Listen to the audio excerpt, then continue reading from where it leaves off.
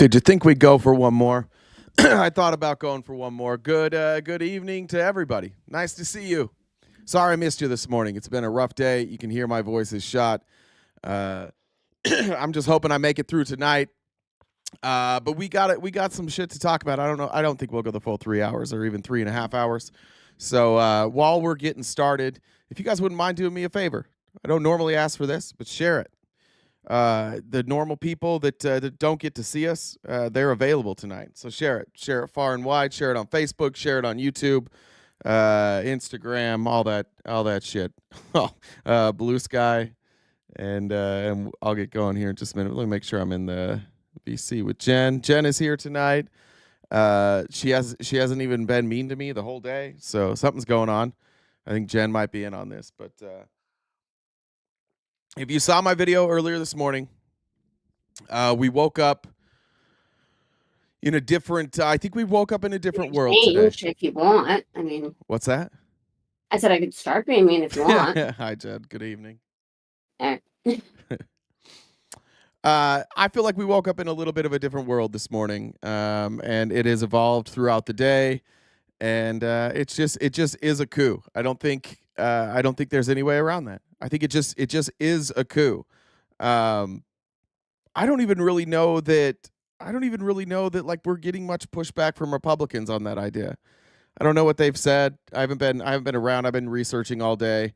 And the thought behind today's show, I had something different outlined for the show today, for this morning.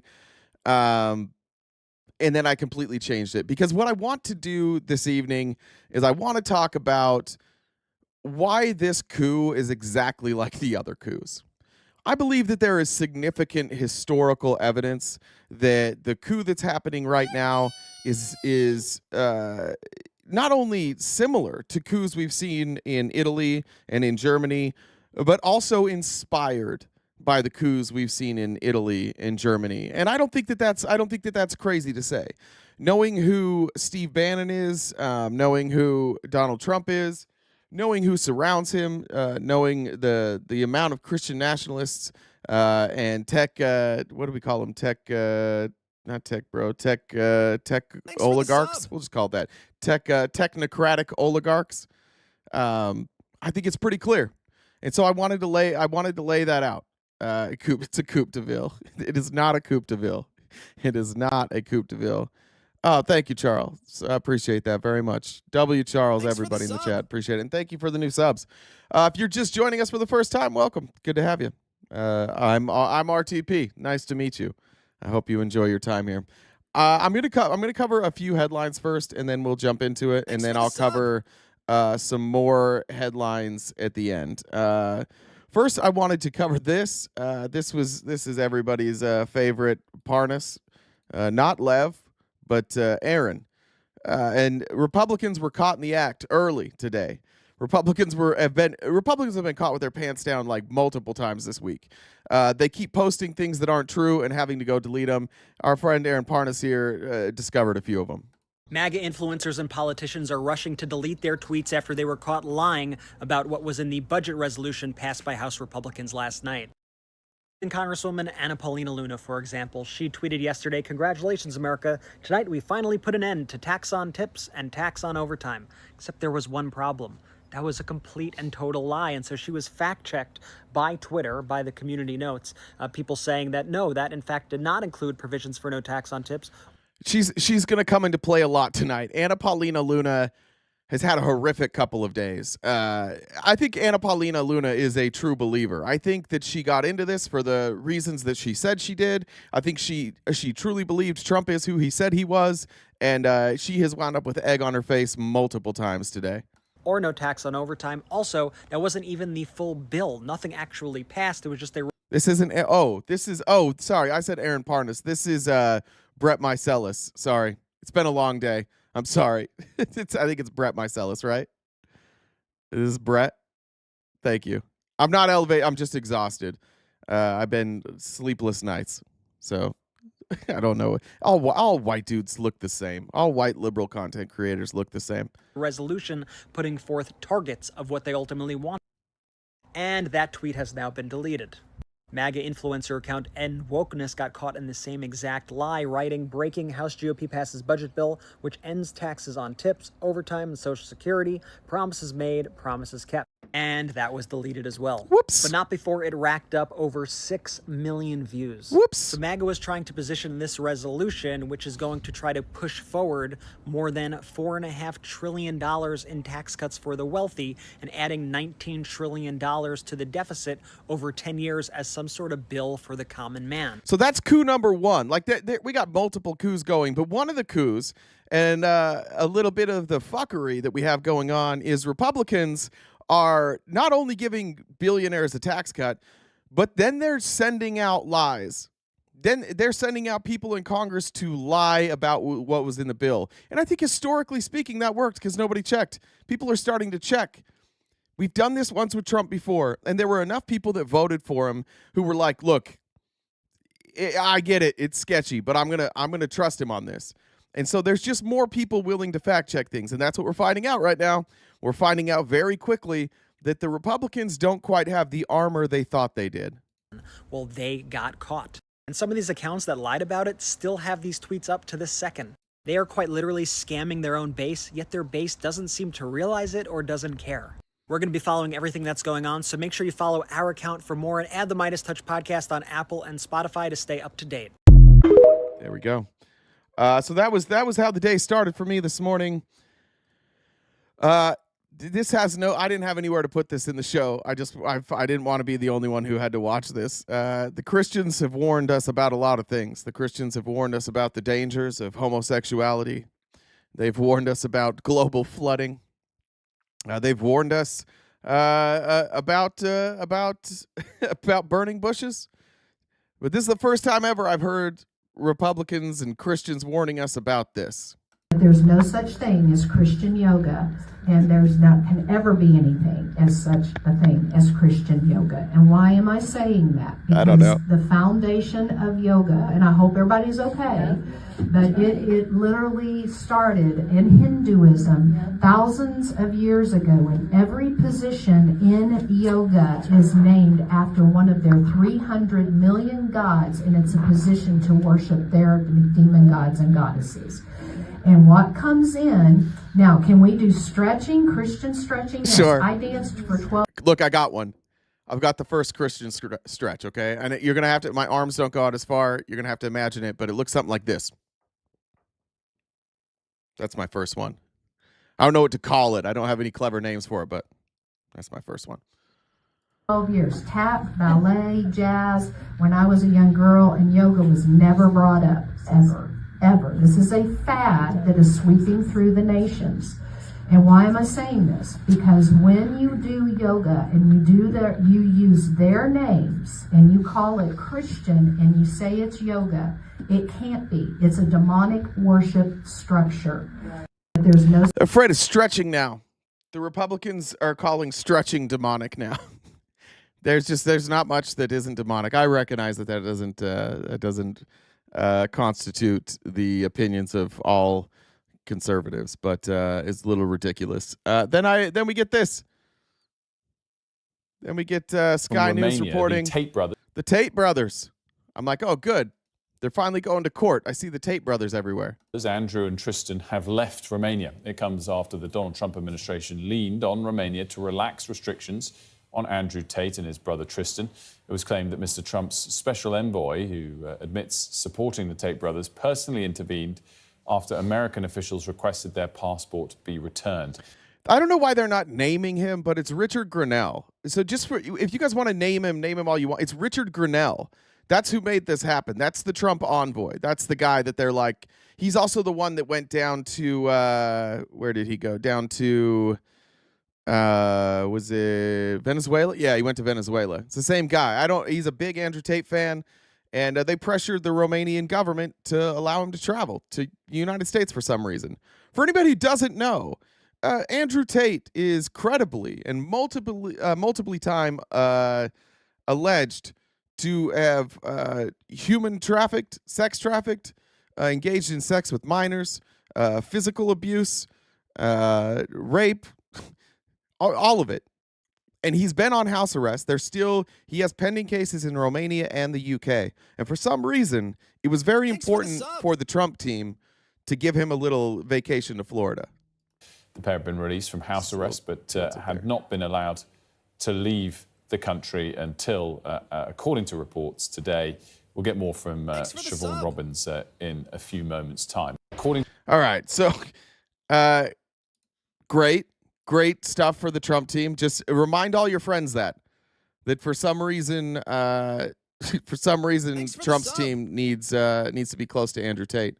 Here is Ron DeSantis finds out they're going to Florida, and I thought, Ron DeSantis is going to roll over and welcome the Tates. I thought maybe Ron DeSantis would be a big Andrew Tate fan. Turns out he might not be. Is he welcome here? What the state do to send back W Anonymous, thanks for the gifted subs. to Romania or whatever? We have no involvement in that. I read about it through the media.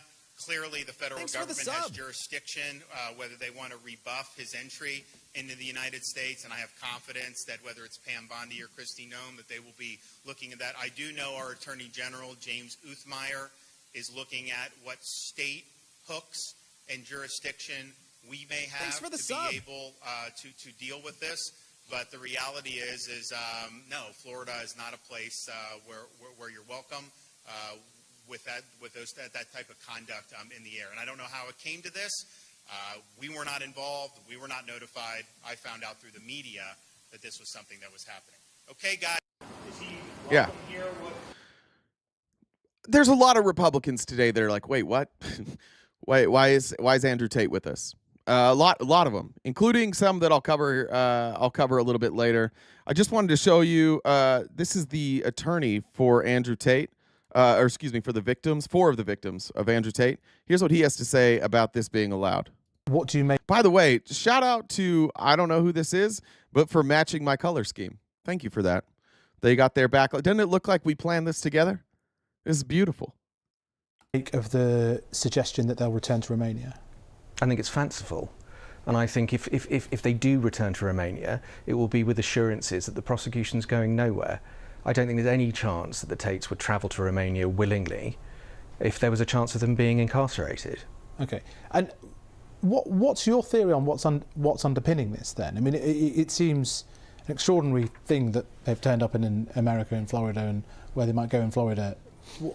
What do you think's happening here?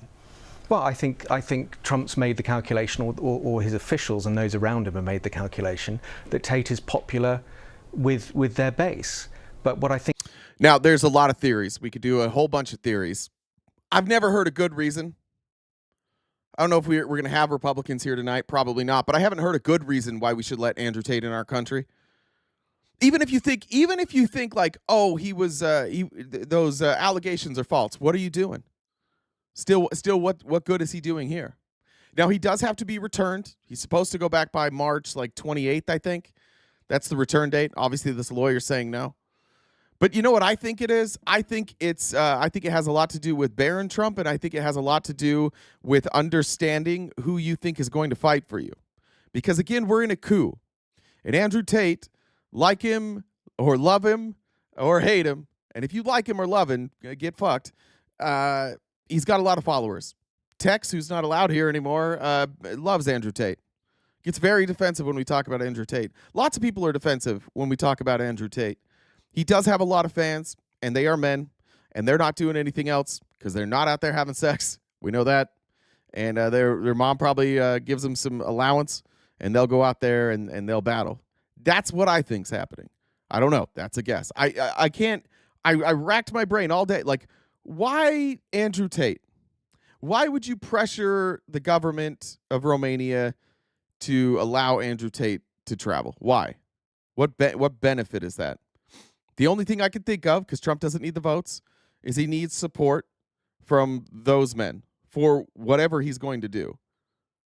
The only other explanation, which I don't think the Trumpers would want to hear, like I don't think they would want to use this. What's the other explanation? Like they're buds? Just Trump and Tate are buds? This is probably like the third, I don't know how many, I think third or fourth celebrity that Trump has brought into his orbit that is like credibly accused of sexual assault. He brought in Conor McGregor. For some, like Conor McGregor was at the at the inauguration. We're going to find out all of these guys, all of them were paid. Every last one of them were paid to be at the inauguration, probably through crypto in ways that we won't find. They probably got in on some meme coin shit. I'm guessing that's what happened, but I think we're going to find that out. I think they've miscalculated is the number of Republican voters and mega voters who find this absolutely disgusting that the Trump administration would side with alleged human traffickers and rapists. What do you make of the suggestion that they'll return to Romania? I think it's fanciful. All right. There's that. I think it's fanciful, he says. All right. Yeah, I'll get to that at the end. Couple more clips, just so we can show.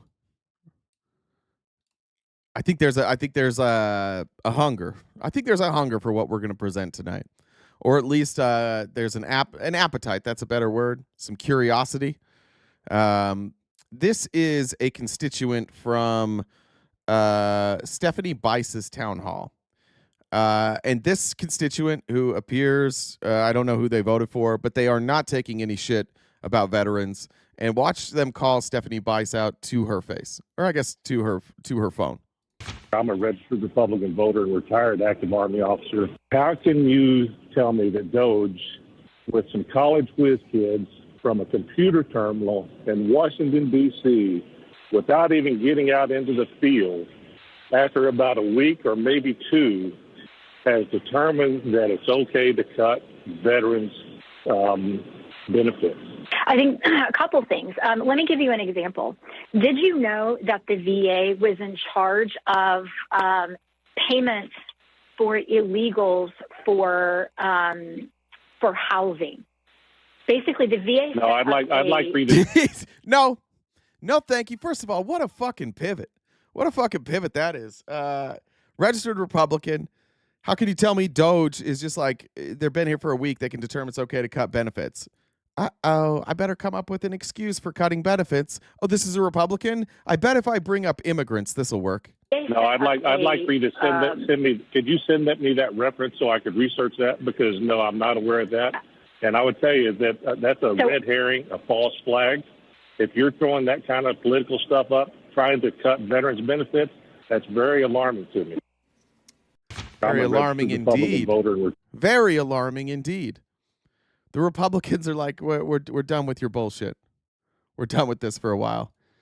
Here's Mike Johnson trying to explain why every time a Republican goes out in public, they get absolutely eviscerated by their constituents. As you know, your home state of Louisiana, about 80% of the Medicaid spending there is covered by the federal government. We've seen it in a lot of red states, of course, across the United States. It's not just a blue state issue. As you have seen through this, and we've seen the blowback that some Republicans in your caucus that are getting when they go back home to their districts, worried about these cuts or worried about what Doge is doing. Do you have concerns that that's anything that Democrats will be able to use to run against those Republicans? No, because no, I don't. Because the videos you saw of the town halls were for paid protesters in many of those places. These are Democrats who went to the events early and filled up the seats. If the videos had, his fake smile is even falling apart. It's even like, how else do you explain it? You can't argue they were all paid protesters, though, Mr. Speaker. Many of them were. A Republican acknowledged they were his constituents. One Republican acknowledged they were his constituents. That's fantastic. Okay, but they had Democrats come and fill the seats early. All right, this is an old playbook that they pulled. Just so you know, if you're a Republican and you represent a district and Democrats come and they complain to you, you also represent them. I want to point out first and foremost that Mike Johnson doesn't think that Republicans should hear from Democrat constituents. That's number one. Number two, where's your evidence they were paid? Is anybody seeing any evidence that they were paid? Christian Mike Johnson here. He's abandoned everything. This guy's career is fucked forever. He will never, ever recover from going to bat for Donald Trump. Never. He will never recover from this. And when shit starts to go sideways, when the House starts turning on Trump, he's going to get the axe. And nobody will ever believe him again because he won't stand up to Trump. He'll get fired. He'll go quietly into the night. And he might try and resurface like Mike Pence, and the world will say, no. You sat there and watched when we all knew what was going on. You don't get to play hero now 6 months later.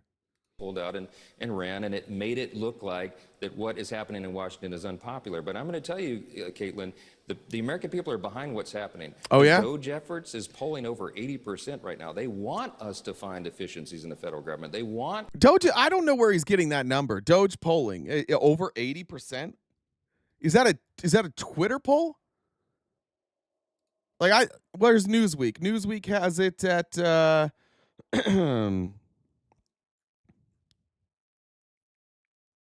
Let's see. What Newsweek have it at? Does anybody know where you're getting 80%? Doge received the highest share of eliminated answers. 20. Let's see. Yeah, 29%. I mean, I don't know where they're getting this 80%. Thanks for the sub. Anybody know? Thank you. It's got to be a Twitter poll. Honest to God, they'll quote a Twitter poll. They don't have any qualms with quoting a Twitter poll. I don't see it. Does anybody have it? Let's see if I'll do 80%. All right, 76% of Americans favor Doge. A high majority of people in the U.S. are happy with President Trump and Elon Musk for exposing federal waste through Doge, which is more commonly known as... It's from a Harvard-Harris poll. Let's see what it says.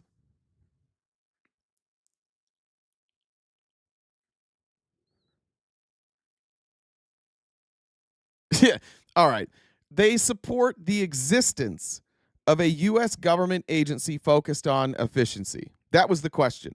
Are you in favor of the existence of a U.S. government agency focused on efficiency? All right. Yeah. So no, not Doge. Not Doge. But just like everybody, yeah. I think a majority of Americans would like that. And that's why we don't like Doge, is because we would like a department that's focused on government efficiency. That's what we'd like. I mean, who's not? Everybody here is cool with that, right? Everybody here is cool with some government efficiency. I don't think anybody would be upset about that. All right. Let's jump into it. Let me just do this. Jen can do her announcements too if she wants to be here. Let me just say this. I don't want to stop too often to read comments. We do rely on your generosity to keep this going. We have a goal every day. The goal's up there in that left corner. That's our goal every day, to keep the lights on here. And I know that it's a scary time for everybody, and I know that we don't have nearly as many people here as we do in the morning, but anything you guys can do to help out with that goal, that'd be great. I'll have Jen just interrupt me like every 30 or 40 minutes to read those comments. If you want me to see it quickly, throw it in as a super chat. Those I'll see a little more quickly. So we have super chats, we have PayPal, we have Cash App. The Venmo, I finally got them to respond to me. It's being reviewed. My Venmo account is being reviewed, and they said it'll take 3 to 5 days. So there we go. Happy subsversary to Dag and Mimi. Is it because you were spicy again? Is it because of the spicy messages? On Venmo? No, I don't. I think it's just because there were so many transactions. Like I had never used my Venmo, and then we started using it. So I don't know if it's tax related or what. Possibly. That's how much for toe picks? $100 a toe for toe picks. Well, that's some fun news. There's some fun news. You have fun news? I have fun news. Yeah. I'm ready. We're 54 subs away from our calendar. God damn it. I feel like this is unfair because this is gonna be all gifted subs. And I'm gonna put out a calendar and then like 200 subs are gonna fall off. That's fair. I didn't set the rules. It is what it is. I mean, that's your negotiating skills seem to be a little rough. That is as true as it gets. If we ever get into a situation, Jen, where I have to negotiate a deal, we're in trouble. Yeah, well, just send it to me. Just say, like, you have to talk to Jen, then it'll just. Yeah. Then you gotta talk to my mom first. Sorry. Right. Yeah. So Jay already mentioned the gift goal top left down corner. So currently Venmo's not working. So PayPal, Cash App, and Super Chats is the way we can get there. We got how many? Stephanie sent Stephanie's trying to start shit. She said poutine's delicious. Fight me. Whatever.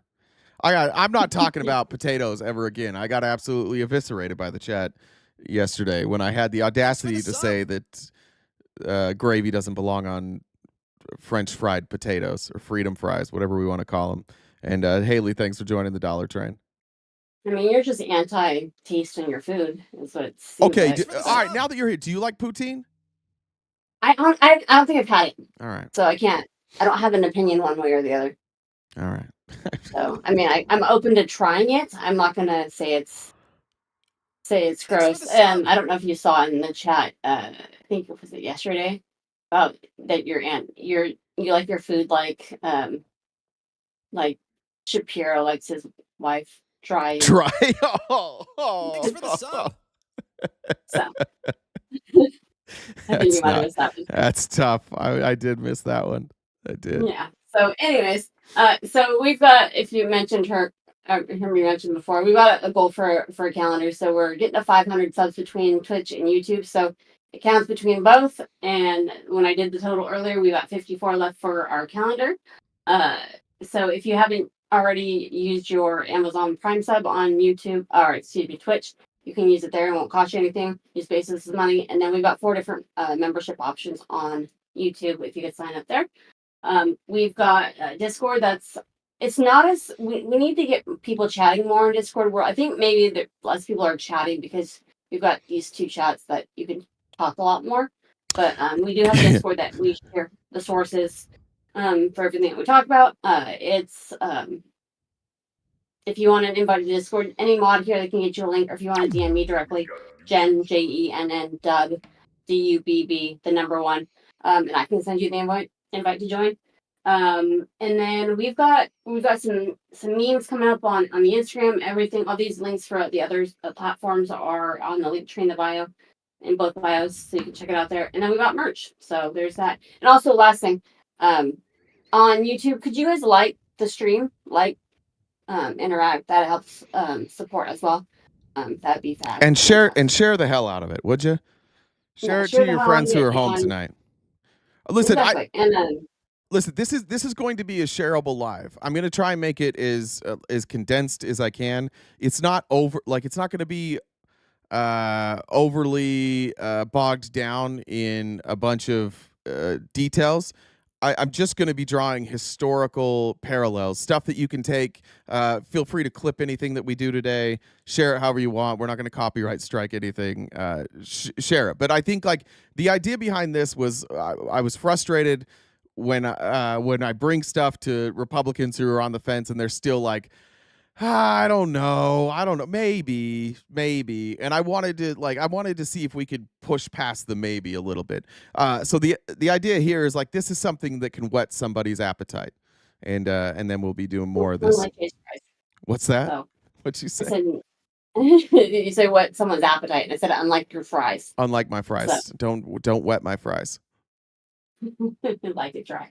Anyways, so Trump needs to put some deodorant on. He's got a lingering musk. Amanda says, got to keep the show going. Thanks, Amanda. Appreciate that. Leanne says, thank you for being so smart and dedicated. Thank you, Leanne. And I covered the choo-choo there. All right, we're going to get started. Like I said, if you do want your comments to be read while I'm going, you might want to do super chats. If not, Jen stopped me at 8 p.m. my time, so 7 p.m. your time, and we'll get going. All right, so when we talk about fascism, when we've talked about fascism before, I have historically leaned on the 14 tenets of fascism. I believe now, after studying, that a better definition relies on 7. Just because I think that some of the categories can be condensed into other categories. The 7 key tenets of fascism are extreme nationalism and racial superiority, authoritarianism with power concentrated in a dictatorial leader or small group, forceful suppression of opposition and dissent, for forceful suppression, for rejection of democracy, liberalism, and Marxism, 5, militarism and the glorification of violence, 6, corporatism and state control of the economy, and 7, a myth of national rebirth or return to past greatness. Don't worry, you don't have to remember those, because I'm going to go through each one, and I'm going to give examples for each of those 7. Now, there's not really like a equation for this one. With the 14 tenets of fascism, I believe if you had 11 of the 14, it was considered like obviously a fascist movement. I'm going to say that this requires, did we freeze right there? Oh, it froze for a second. I'm going to say that this requires 7 out of 7. So I'm setting a higher bar than the 14 tenets of fascism. 100% of them you have to have, or it's not fascism. So I think that's fair. I think any Republican would tell you that's fair. And if you're a Republican, you're watching this, I think it's fair. Hopefully you agree with me that if all 7 of them apply to the most prominent fascists ever assembled, if all 7 of them apply to Hitler, then he's a fascist. And I think most people agree Hitler's a fascist. If you don't, I don't want to ask you questions about the Holocaust because I'm terrified to hear your answers. Mussolini, the father of fascism, obviously a fascist. And I think that Donald Trump is also a fascist, and I think it's painfully clear. So first, extreme nationalism. Every fascist movement has been defined by extreme nationalism. It is the unifying characteristic of fascism. Now, again, please remember that as we go through these one by one, some people will say things like, what's wrong with extreme nationalism? By itself, maybe nothing. None of these by themselves are indicative of somebody being a fascist. But again, if it's all 7, it's fascism. So for anybody that shares this with their family, their friends, for a Republican that's here, please understand, I recognize that as I go through this list, each time I read something, you are going to have a knee-jerk reaction. And your knee-jerk reaction is going to be, what is wrong with that? What's wrong with it? And once again, I'm just going to try and remind you, this is about the totality. If you're serious about understanding fascism, if you're serious about becoming a person who has enough knowledge to recognize when there is fascism in front of you, then you need to recognize that it takes all of this together. In every example, Hitler, Mussolini, and Trump will be united on every example.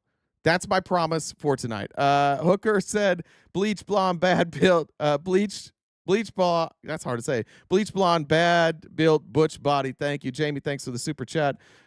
Goose, thank you for the super chat. Share this live with your mom. Please do. Please share this with somebody. Share it with my mom, would you? And Johnny, it's all right that you're late. We're just getting started. Good to have you. All right. Mussolini it was the original fascist. They had the fascisti. He was kind of like the father of fascism, and he was around roughly the same time as Hitler. And both of them rose to power after World War I, where both Germany and Italy were not recovering as fast as some of their counterparts, and they decided they're going to go in a different direction. Both of them were either communist or socialist adjacent, whichever one you want to say. But they went from the left to the right politically. They went from socialism, Marxism, communism, whatever you wanted to say. I would say that both of them were part of socialist parties. And both of them tried to rise in the Socialist Party, and the Socialist Party would not give them the power that they wanted. It seemed to be, when they dealt with socialism, ironically, the biggest impediment to them obtaining power was democracy. And both Hitler and Mussolini recognized that democracy is a problem if you want an authoritarian state, if you care about eugenics, if you care about demographics, if you want to mass control people. Democracy is a problem. So they used what was available to them. In this case, in Mussolini's case, he could look at the Italians and he could look at the Marxist communists in the USSR, and he could advocate to his people as the USSR, who had been the enemy and who was the biggest rival to all of them. It was easy to paint the USSR as the villain, and in doing so, you might want to go after their ideology, which they did. The USSR was more openly referring to themselves as communists or socialists or Marxists, and so they became the boogeyman to both Hitler and Mussolini. Now, Trump, it's not Russia, right? It's not Russia, and I think this is where sometimes some people on the right get confused. The reason it's not Russia is because Russia doesn't claim to be a communist anymore. They don't claim to be Marxist anymore, and they're not. They've left that. Now the enemies are still communism and Marxism, but now the enemies are people like Finland, right? Like our allies in the area, our allies who learned when Mussolini and Hitler simultaneously tried to take over their continent. They learned the dangers of fascism very quickly, and they learned that in order to maintain peace, you needed strong social programs. You needed a government that that's primary focus was making sure that you were capable of living a good life. In America, we say that's the American dream. You can go out there, you can invest, you can become a multimillionaire. In Europe, where they had seen fascism rise simultaneously, they said it's far more important that we keep our electorate in a position where they're happier, where they feel like, nothing's ever perfect, but at least we have healthcare, at least we have schools, at least we have roads, at least we have food, we're not starving. Trump has often been referred to by a lot of conservatives as Caesar. You may remember this picture from CPAC. Whoops. Pull that up. This was from CPAC. This was the third term project. And you'll see Trump as Caesar here. Trump 2028 and beyond. And you'll often see like AI generated art from MAGA people that have Trump as Caesar. I think that the reason for that is that I have this sneaking suspicion that the playbook that's being used by Steve Bannon, by the Christian nationalists, is more in line with Mussolini. It's a little bit more subtle. What we'll learn tonight is that Hitler and Mussolini were different. Hitler did like this whole blitzkrieg, which is kind of what Trump's doing, where you just flood people with shit. But he was more transparent. He was more openly racist. He was more willing to point at specific people and say, like, you're bad because of your genetics. Mussolini wasn't really the same. Mussolini, like, he dialed it back. Although Mussolini later in his life said, like, there at one point people were saying like he was weak compared to Hitler because he wasn't willing to go after Jewish people, and he was like, I've been a racist my whole life. How dare you accuse me of not being a racist? He just kept it under wraps, much like Trump. There's a Salon article. It's written like this is the most artsy human. This is Jim Sleeper.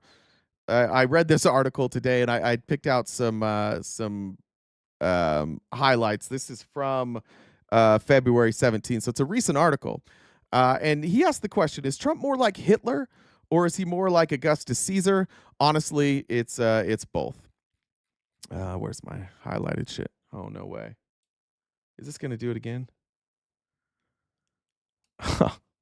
Yeah, it sucks. All right, I'm gonna have to guess. All my highlights are gone. Trump's destruction of America's 249-year-old constitutional republic and civic culture follows a historically familiar pattern that includes two especially striking precedents. One, ancient, one, modern. In both of these, an aspiring dictator overthrows a tottering republic while promising its frightened, gullible, and/or opportunistic citizens that he is rescuing it, even as he drains it of its remaining legitimacy and power.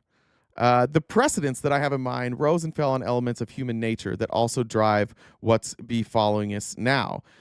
Trump tells us that one of his he said, I'm going to suggest that every time Trump tells us that one of his accomplishments is so great that you've never seen anything like it, he's marching people who believe him one step closer to the same abyss that swallowed Augustus Caesar's ancient Roman Empire and Adolf Hitler's modern German Reich. This time is no different. He says that dictatorship is a shattering assault on the foundations of the Constitution.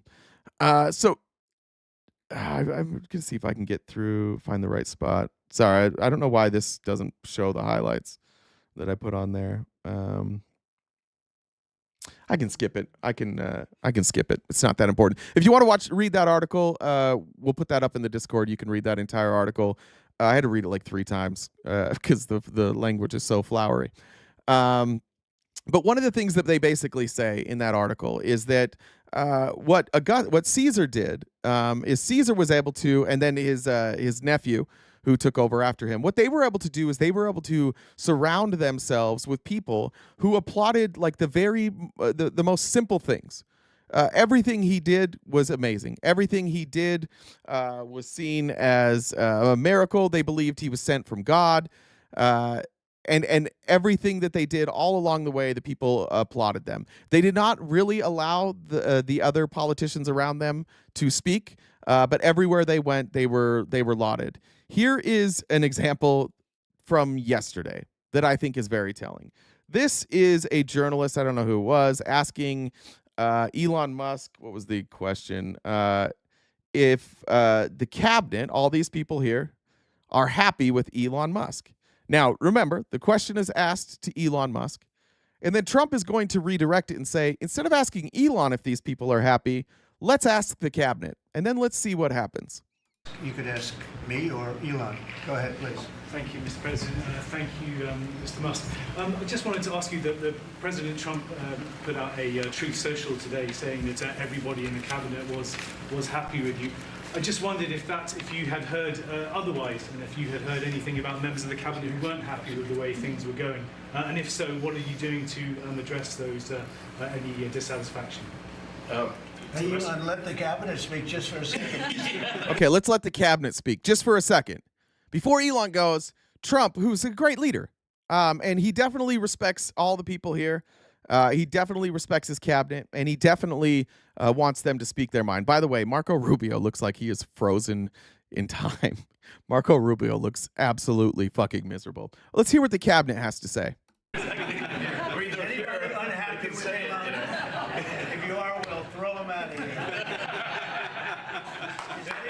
Is anyone unhappy with Elon? If they are, we will throw them out of here. I mentioned Howard Lutnick the other day. Like, I don't know if he's heard a joke before. He laughs at everything Trump says. I'm pretty sure that's his entire shtick, is just laugh at what Trump says. Watch this reaction here. If you are, we'll throw them out of here. Is anybody unhappy? Oh. Now we have to clap. We're clapping for that? These are grown-ups. These are grown-ups in this room. Or if any of you are unhappy, we will throw you out. You're done. You're finished. It's Lutnick first, then it's little bitch boy here, J.D. Vance, coming in. Guys, remember, we need to clap for him. We have a lot of respect for Elon and that he's doing this, and some disagree a little bit, but I will tell you, for the most part, I think everyone's not only happy, they're thrilled. So he just speaks for him, and they clap for it. They're like, thanks for speaking for us. And again, none of these examples by themselves are proof that Donald Trump is a fascist. And I'm going to say that over and over and over so that I'm never accused of it. None of this standing alone means that Donald Trump is a fascist. But in totality, it's going to show that he's exactly like everybody else. Trump's rise to power is far closer to Mussolini's than it is to Hitler's. So Mussolini was, as I mentioned earlier, was a socialist politician. He was a journalist at a newspaper called Avanti. And in 1912, he became a member of the National Directorate of the Italian Socialist Party. But then he was expelled because he was advocating military intervention into World War I. The socialists said, you're not peaceful. We want peaceful. You're not peaceful. You got to go. In 1914, 2 years later, Mussolini started his own newspaper. It was called Il Popolo d'Italia, and and at the same time he served in the Royal Italian Army because you couldn't get out of it for bone spurs, I guess. I guess not.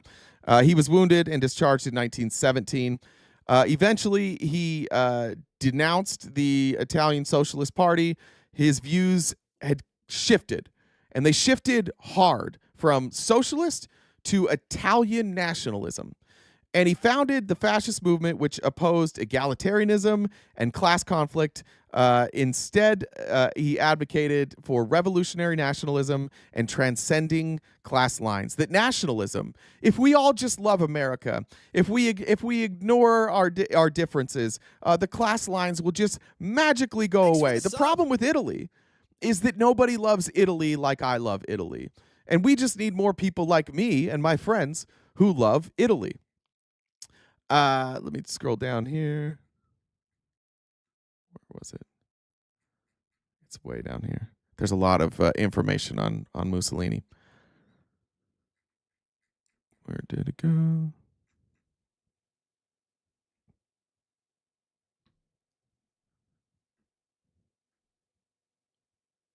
All right. Eventually, Mussolini does a march on Rome. He and roughly 30,000 fascist black shirts gathered in Rome to demand the resignation of liberal Prime Minister Luigi Facta. Now, one thing that all three of these men have in common is that they marched on the government to try and overthrow it. All three. Now, Mussolini says that he marched with them. I don't think he didn't. I think he took a train in later. Hitler did march. Trump didn't. But all three of them had their supporters march on either a government building or a place where government leaders were meeting. All three. They all have that in common. On the morning of October 28th, King Victor Emmanuel III, who, according to the Albertine Statute, held the supreme military power, refused the government request to declare martial law, which then led to Facta's resignation.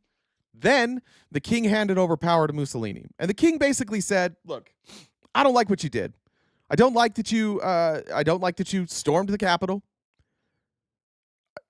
Hitler, I don't like that you stormed the beer hall putsch. Donald Trump, I don't like that you stormed the Capitol. But I know that millions of people agree with you, or tens of thousands of people agree with you in this case. So because of that, and in the interest of peace, what we're going to do is we're going to recognize your movement. And we're going to recognize that your movement is a big movement, and we're not going to put you in jail. And so Mussolini, instead of being put in jail for trying to overthrow the government, instead is basically allowed to go back and run his party, and then is named the head of the new government. All three did the exact same thing. The beer hall putsch is what Hitler did. There are some similarities between Hitler's beer hall putsch and Trump's January 6th. Both were attempts to overturn the government authority by force.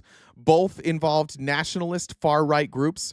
You have in Mussolini, you had the black shirts, you have the brown shirts, and then you have the Proud Boys, the one percenters, MAGA, the Oath Keepers, whatever groups. They all resulted in multiple deaths, including law enforcement officers.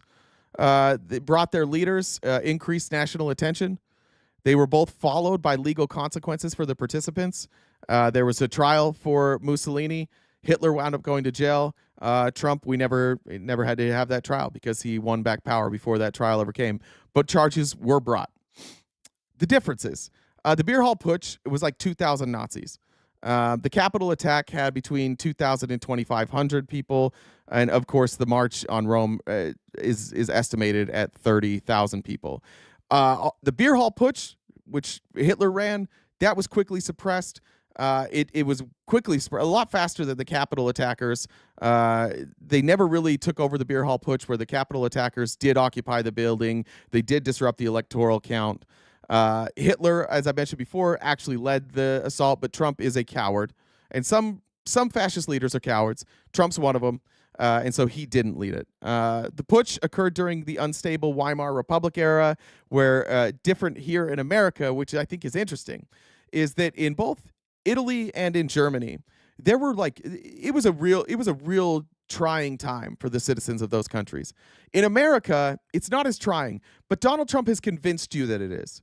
And that's all that really matters, right? What the people think that led them to attack our government, that's all that really matters. So the fact that we weren't really in dire straits like Italy and Germany probably says a lot more about our electorate than anything else. That we're an easily duped electorate. Somehow 2,500 people that entered the Capitol, I think, somehow they thought things were so bad that they needed to take over our government.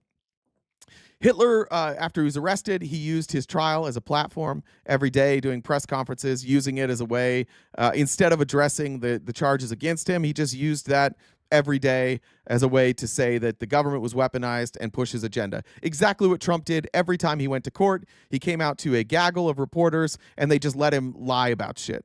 Same exact thing. We didn't learn, our press didn't learn from that. Looking back, we probably shouldn't have covered it in that way. He probably shouldn't have been allowed to speak to reporters. The reporters probably should have left, but it happened. While the putsch became a part of Nazi mythology, the long-term impact of January 6th, we're not really sure yet. All right. So that is extreme nationalism. I think we can all agree Mussolini, Hitler, and Trump, extreme nationalism. Next is the forceful suppression of opposition and rejection of democracy, liberalism, and Marxism. Let me tell you what Mussolini had to say about democracy. Mussolini said, democracy is talking itself to death. The people do not know what they want. They do not know what is best for them. There is too much foolishness, too much lost motion. I've stopped the talk and the nonsense. I'm a man of action. For any of you who have been following us, is that not exactly the PayPal Mafia? Is that not exactly Curtis Yarvin? Is that not exactly Peter Thiel? Is that not exactly Mark Andreessen? That's exactly what these technocrats think. They think democracy doesn't really work. And ironically, it's always the people who think democracy doesn't work that want to be fascist. He said democracy is beautiful in theory. In practice, it's a fallacy. And pointing at America, Mussolini said, you in America will see that someday. Democracy is a kingless regime infested by many kings who are sometimes more exclusive, tyrannical, and destructive than one, even if he be a tyrant. The truth is that men are tired of liberty. The liberal state is destined to perish. All the political experiments of our day are anti-liberal. None of them like democracy, which is why they try and subvert it in every action. That's why you see suppression of votes. That's why you see Donald Trump still saying that he won a 2020 election. That's why now they're pushing to just not really have elections anymore, apparently just allowing Trump to stay in office. Hitler on democracy said that democracy is a sign of societal decay and weakness. He said democracy is the deceitful theory that the Jew would insinuate, namely that theory that all men are created equal. Here's where we're going to start to get into some really close parallels to Trump. Hitler believed that democracy is actually what paves the way to Marxism, and he's right. He's right about that. Marxism is a response to capitalism, which is often tied to democracy. He's kind of right about that. When you look at the democratic societies that were trying capitalism, you're right. Marxism theoretically was a response, and socially, communists and socialists were a response to democracy itself and capitalism. Trump believes that we were Marxists. Trump sold a story on the campaign trail that we were already Marxists, that we've already slipped into that, and he's saving us. He's removing us from this Marxist hellhole that we're in. The swamp, the rhinos, the deep state, the globalists, and actually the communists, I used to say we'll never be a socialist country, and I was right, because the train never stopped at the socialist, that station never stopped. It just went right by. So maybe we hit the Marxist station and the communist station, but they never stopped at socialism, did they, Monica? Never stopped, It's so I was right. I was indirectly right. I wish I were right. I wish at least they stopped for a little while and then we'll settle that problem. But they've gone long beyond that, what they're going. I don't think anybody should really be surprised that Trump doesn't know what communism or Marxism is, but it's this type of rhetoric that all of them used, and they all magically, you had Mussolini, Hitler, and Trump all saying that the Marxists were and the communists were the enemies. Now, was it the Marxists and the communists who were invading and trying to take over other countries? It wasn't. It was the fascists. They saw an opportunity. They saw an opportunity to blame all of their problems on the communists, the Marxists, and all of them went from left to right. All of them. Mussolini, Hitler, Trump, they were all on the left. They didn't get the attention and the power that they wanted on the left, and they moved to the right where it was much easier for them to accomplish what they wanted to accomplish. Just a few more things. Hitler and Mussolini both argue that democracy hinders collective achievements, believing that progress required the concentration of all forces under a single will. That is not different than Project 2025. The way that it is marketed is different, but Project 2025 basically says that these checks and balances are actually hindering progress, and that the way to get real progress, and progress in their mind would be instilling Christian nationalism, is the concentration of all the forces under a single will. And so Project 2025 intends to make Donald Trump effectively a king, without the flowery rhetoric, effectively a king, which is exactly what happened to Mussolini, which is exactly what happened to Hitler. Hey, Jen. You know, check Cash App. Hey, Grotti, stay here. You might learn something. I know that this is hard. We do have a Republican here. Grotti, I understand that that this is going to be hard to hear, but stick around. Stick around. We've gone 2 for 2 so far. Trump is a fascist. And if you have any courage, you'll stay. Just take your fingers out of here, Grotti. You'll be all right. If you want to check Cash App and see. And then Teresa, I don't know if you saw Teresa's. There are a few. Yeah, I'll read those in a second. Okay. Just want to remind everybody, if you haven't already subscribed to us over on Twitch, you can use your Amazon Prime sub to do so. Won't cost you any money. And we have 4 different memberships on YouTube. We're trying to get to 500. We're less than 50 away. We got some, so we're trying to get to our calendar. We've also if you want to check out the link tree in the bio, we've got other platforms we're on, like Instagram, where we've got some memes and other videos. If you want to check out some of our videos we've been posting up on a regular basis, you guys could, interact with those. We would appreciate that. If you want access to our Discord, you can message any mod in chat or myself, Jen, JENN, Dub, DUBB, the number 1.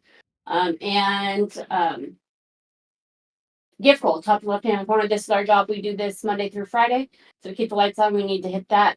I don't know how much time we've got left. You think maybe another hour and a half, 2 hours? I don't know. We'll even take. We may open it up at the end too. We'll see. Okay. Yeah. If you guys want to talk with people, we've got to get in through the Discord. That's how we do that. So like I said, if you want to get in there, let us know and we can do that. How does Spanish milk introduce itself? Soy milk? Yes. Got it. There we go. Good job. Thank you. Thank you. All right. I think we covered basically that Hitler and Mussolini both hated the Marxists. I do want to just show you a couple of examples here. This from Hitler said, "We must arouse the German soul. We must uproot the canker of Marxism. Marxism and Germanism are antitheses."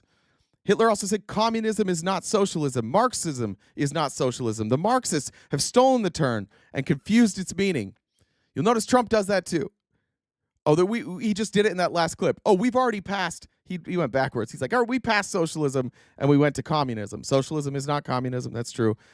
He thinks communism is worse. Hitler was more upset at the Marxists. Trump repeatedly called the 2024 presidential election a choice between communism and freedom. He campaigned on it. And one day, ABC News, back when they were a real outlet, they had Lindsey Graham, and they played this clip in front of Lindsey Graham after Lindsey Graham showed up on, is it ABC or NBC? I think it's ABC.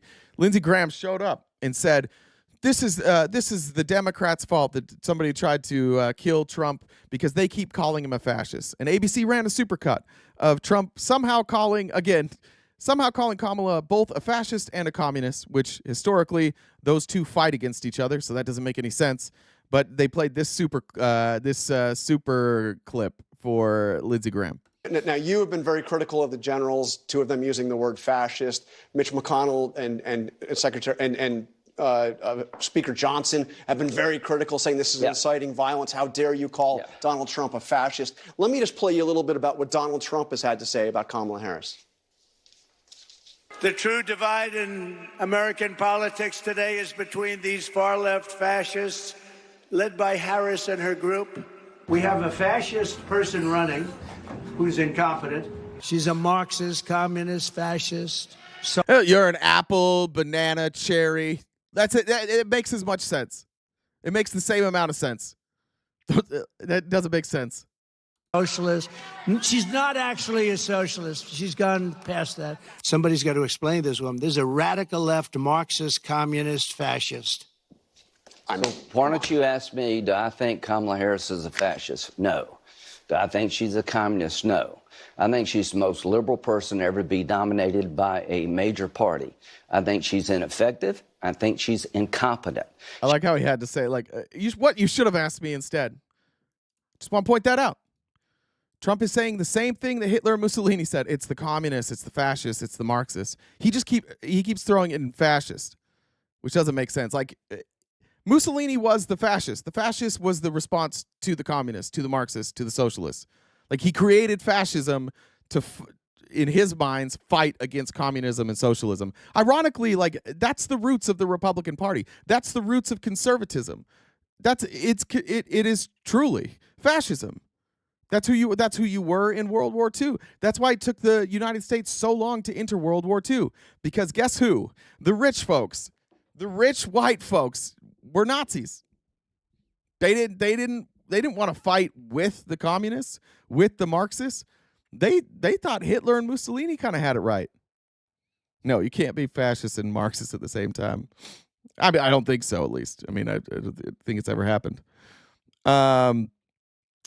Trump, even in the debate, Trump did the same thing. And the reason I show this, again, like, please understand, this is not about, like, look, they all said similar things. It's not about, like, being able to play clips of them saying the same things. It's showing that the ideology and the not just the ideology, but, like, the process by which they go about obtaining power is exactly the same. You just lie about your opponents and lie about everything to a point that it doesn't even have to make sense. Marxist, communist, fascist. He did it in the debate. That she believed 3 years ago and 4 years ago is out the window. She's going to my philosophy now. In fact, I was going to send her a MAGA hat. She's gone to my philosophy. But if she ever got elected, she'd change it. And it will be the end of our country. She's a Marxist. Everybody knows she's a Marxist. Her father's a Marxist professor in economics, and he taught her well. But when you look at what she's done to our country, and when you look at these millions and millions of people that are pouring into our country monthly, where it's, I believe, 21 million people, not the 15 that people say, and I think it's a lot higher than the 21. How many lies can you fit it? Well, he's wrong about literally everything. Same exact playbook. That's 2 for 2. So far, or 2 for 2. So far, the two tenets, and I said that it has to be 7 for 7. Extreme nationalism and forceful suppression of opposition and rejection of democracy, liberalism, and Marxism. You see it in books. They're banning books. They're saying, like, if you even teach Marxist or if you Marxist ideas, if you teach about communism, if you teach about socialism, you will lose your funding as a university. The next let's see, is this actually, I think it's part of the same one. Yeah. The myth of national rebirth or return to past greatness is common with all three. I told you guys before, like Mussolini, Hitler, you guys know this, their countries were in bad shape. And they said, just like Trump, that the reason why they're in bad shape is that they left their roots. And they just need to get back to their roots, and that'll fix things. We have to get back to the time when we were great. In all cases, with all three men, the time that they referenced of when they were great happened to be a time when specific people didn't have rights. Mussolini emphasized restoring Italy to the glory of ancient Rome and unifying the Italian people under a strong state, a strong leader, a charismatic leader, a strong military presence, expansionist, colonial, right? He said that's when we were strongest, when we had a leader that we all kind of worshipped. I want to be that kind of leader too. He said it started with restoring greatness. He says it is humiliating to remain with our hands folded while others write history. He's talking about the people in his country. He says, I don't like sitting here looking back and watching the Roman Empire in the rear view while everybody in charge now is writing history. The people now really like, we don't want a king. We're writing a new history, and he didn't like that. Hitler didn't like that. Hitler said, excuse me, that second quote, sorry, the second quote was Hitler. It is humiliating to remain with our hands folded while others write history. And then Trump said this. Now, this is on a teleprompter, so you can only guess. He didn't come up with it. And you can tell that he didn't come up with it because it makes sense. But this is Trump at the inauguration. The United States will once again consider itself a growing nation. What does that mean?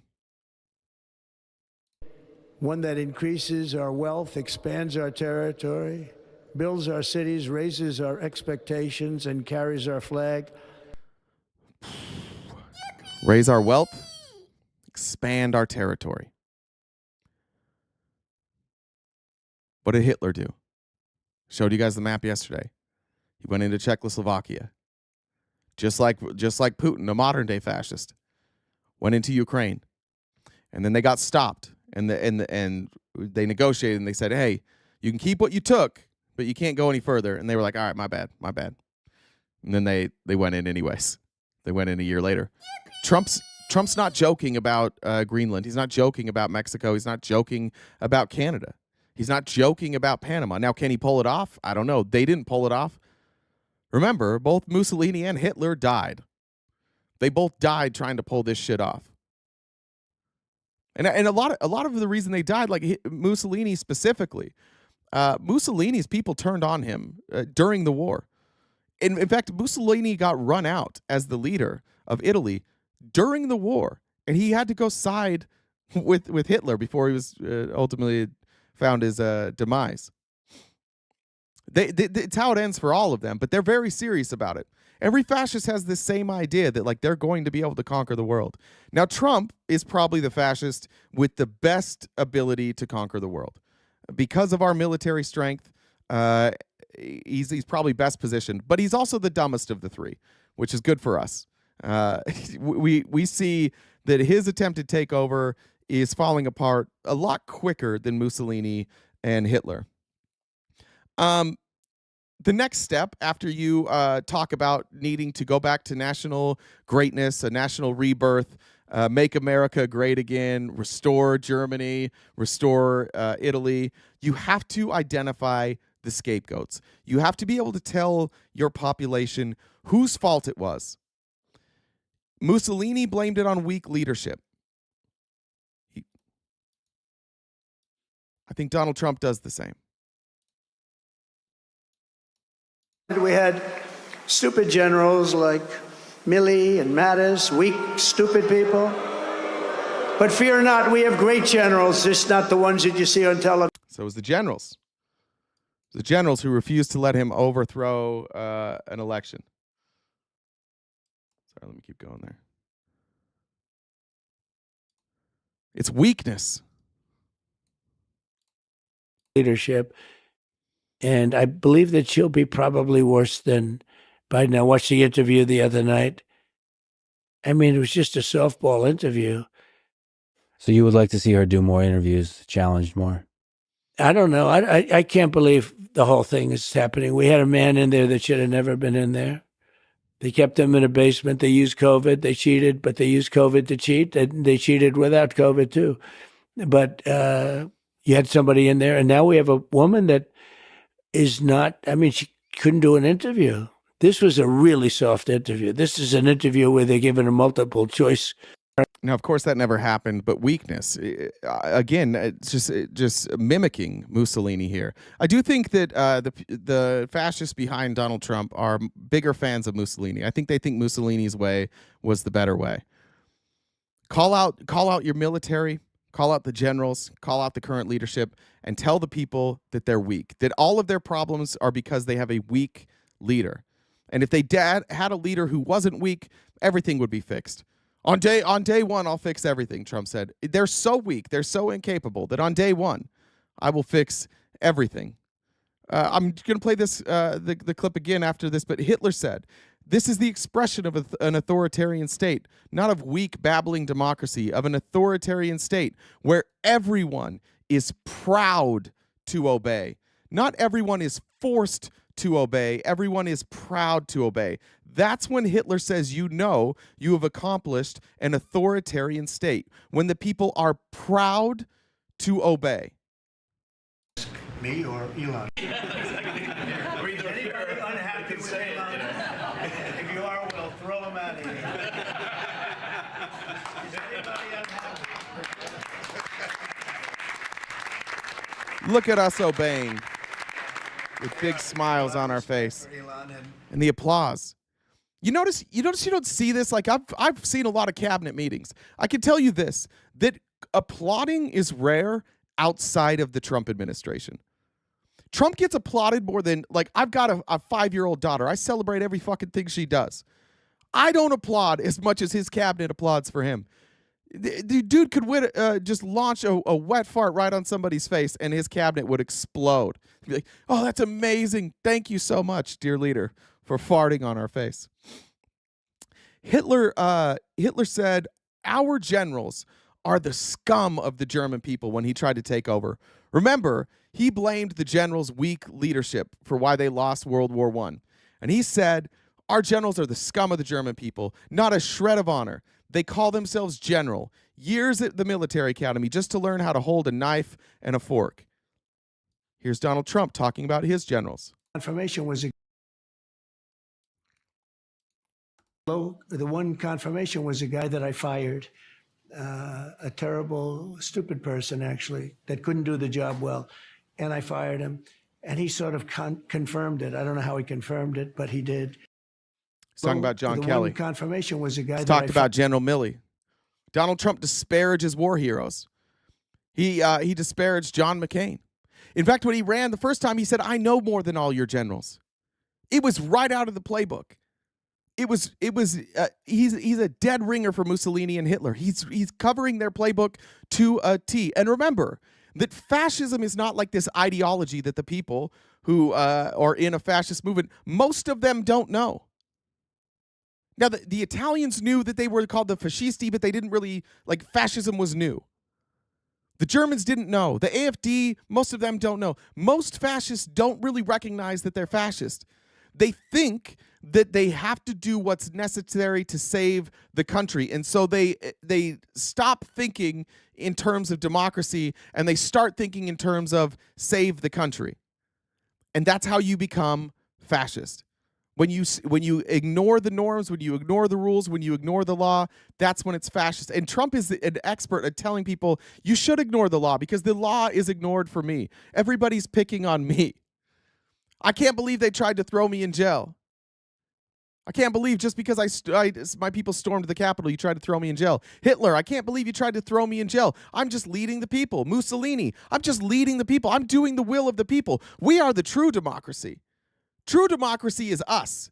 We are for the people. We marched because of true democracy, because everybody else is subverting it. When the reality is, Trump, just like them, just like Mussolini's people that marched, just like Hitler's people that marched, it was a small minority.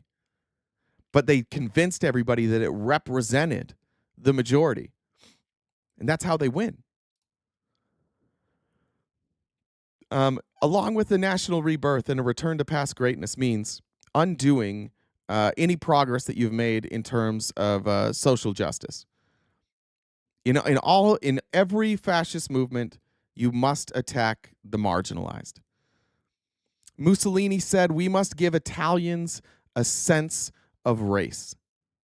He said, "The singular, enormous problem is the destiny of the white race. Europe is truly towards the end of its destiny as the leader of civilization." Trump talks about race. He just doesn't say it in the same way. Trump talks about race all the time. He talks about white supremacy all the time, but he does it in coded language. Here's an example. Responsibility. Why do you use words like vermin and poisoning of the blood? The press, as you know, immediately reacts to that by saying, well, that's the kind of language that Hitler and Mussolini used. Well, that's what they say. I didn't know that, but that's what they say. Because he directly quoted Mussolini. He's following Mussolini's playbook to a T. Oh, I didn't know that. He knows. He absolutely knows. Our country is being poisoned. Look, we have, and we can be nice about it. We can talk about, oh, I want to be politically correct, but we have. Now, again, he's going to say, he always, when he gets caught, he's like, oh, well, what I meant was we're being poisoned by drugs. But he called people vermin. He talks about specific people from specific countries and calls them vermin. Trump is a fan of eugenics. Again, he just says things a little bit differently. Like he gives himself a little bit of an out. But this is a person who believes that the genetics with which we are born with should really dictate your value, or at least your ability. He believes that there are certain people from certain places who are better. The right genes. I have a certain gene. I'm a gene believer. Do we believe in the gene thing? I mean, I do. I have a great and all that stuff, which I'm a believer in. Well, I think I was born with a drive for success. I was born with a certain intellect. The fact is, you have to be born and blessed with something up here. God helped me by giving me a certain brain. It's this. It's not my salesmanship. It's what? This. You know what that is? It's the brain power. I have Ivy League education, smart guy. I have like a very, very high aptitude. I'm pretty good at English. I always did very nicely in English. I mean, like, I'm a smart person. You're born a fighter, and I've seen a lot of people, they want to fight, but they can't. Some people cannot genetically handle pressure. I always said winning is somewhat maybe innate.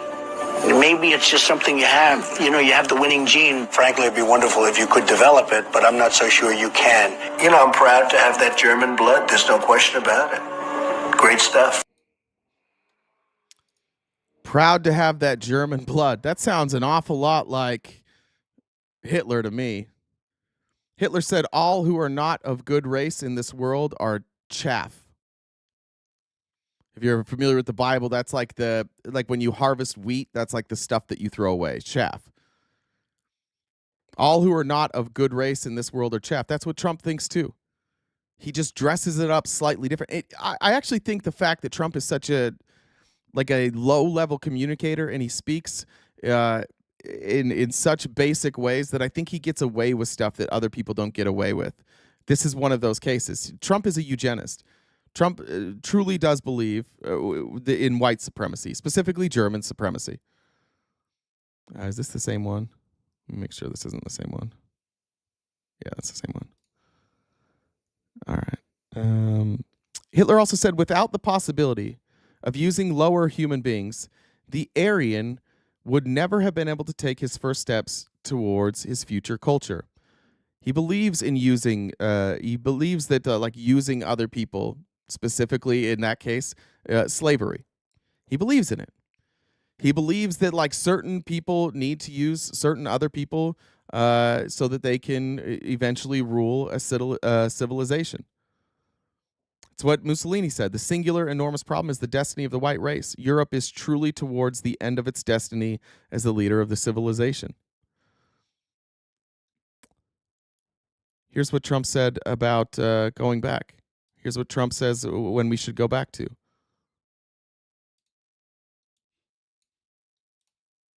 And other savage gangs like MS-13, I will invoke the Alien Enemies Act of 1798. Think of that. We had to go back so far. Now, this is one of those instances where Trump gets away with being stupid. Maybe it's an act, maybe he's stupid, I don't know. But remember that Hitler acknowledged that the German people historically had used slaves or slave labor or a class system in order to take their rightful place as leaders. Trump is now advocating that we get rid of the Alien and Sedition Act and saying that America needs to be restored to 1798. So far, because that's when they ran a strong country. Had to go back a long way. 1798 to target and dismantle every migrant criminal network operating on American soil. Gives us total power to do it. 1798, we still had slaves. In 1798, we were determining people's value in this country based on their race. And a lot of people thought we had made it past 1798, but Trump wants to go back there. He thinks that was the time. Like he kind of likes a class system. Here's Trump at a Black History Month event in his first presidency, talking about exactly that. Talking about the black no, I don't want to say black culture, black history in America, and accurately pointing out that this country was built literally on the backs of enslaved black people, but in a way that makes it so that like these guys, the us looking guys, weren't really at fault. Thank you all as well to the young African American activists who are here today. You are really and truly the leaders of the future. And get in there and go down. Since the beginning of our republic, African Americans have given their heart, their love, and their very lives to the pursuit. And you know this better than anybody. You have worked so hard. I guess when you get right down to it, we're all working very hard. But the pursuit of liberty and justice for all. Thank you all. He's good. He's good at it. And the Christian nationalists are good at it. They're good at just like tiptoeing around the line. They just tiptoe right around it. Because they're smart enough to know, and it's different now. Like social media has changed the landscape. You can't be as openly anti-Semitic as Hitler. Because you can't just be like, hey, did you say this? You're like, no, I didn't say that. You can't really say that as often anymore because people there's cameras everywhere. Trump does it. He still denies saying things that he definitely said. But the messaging is exactly the same. There is a group of people in this country who genetically are superior. Those people in this country who are genetically superior did have slaves. But it was necessary to have slaves in order for the genetically superior people to take their reign. And look how America did. We became a world power. Therefore, these people are genetically superior. And now that we've introduced things like DEI, we're bringing in the genetically inferior people, and that's why our country is fucked. So I'm not a racist. I don't hate any marginalized groups. They're just less. They're just not as capable, and we need to change that. It's the exact same ideology. Fascism is always presented as favoring bold action over intellectualism. With Mussolini, with Hitler, with Trump, they've all said things along the lines of common sense or concrete thinking is how Mussolini described it. That concrete thinking or common sense or logic are preferable to education, to intellectualism, to theoretics. It really should just come down to common sense. And they say that because it allows people who aren't involved in intellectual conversations to ignore intellectual conversations and rely on their feelings and their heart and their wishes and their desires. That's why it works, because it tells people who are casual that the stuff they fear, their own internal fears, are indeed what caused the country to struggle. Mussolini had the black shirt squads to go combat political opponents. Obviously, Hitler had the brown shirts, and Trump has had his own private militias, and now it's maybe private army. Could happen. The key to a fascist takeover is that not only should you demonize intellectualism, not only should you prop up common sense or concrete thinking, but you also need to undo the ability for intellectuals to get their messaging out there. So Mussolini, for example, banned 101 out of 317 historical texts in Italy. Trump is going after NARA. Trump is going after our national archives. Trump doesn't want there to be a record of what he's doing. That's what NARA is supposed to do. They're supposed to document every single thing the president does, but the president doesn't want that. So he's going after historical documents. He's undoing NARA, which is the National Archives, so that there isn't a history of this, so that they're not taking notes of what he's doing in real time. Because if you have notes in real time, those are subject to FOIA requests. Somebody could be a whistleblower. Somebody could get those notes out there. He doesn't want that. Mussolini just said basically and he was the first guy. He's basically like, just do action. It's just action. Concrete thinking and praxis over intellectualism. He famously stated, fascism is action rather than talk.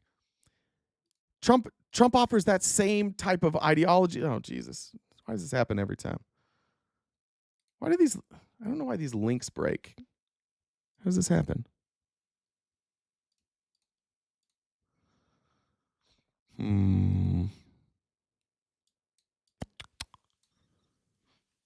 me see if I can find it. All right, well, that's been deleted, so I don't remember exactly what it says. Sorry about that. Here's Trump talking about killing the Department of Education.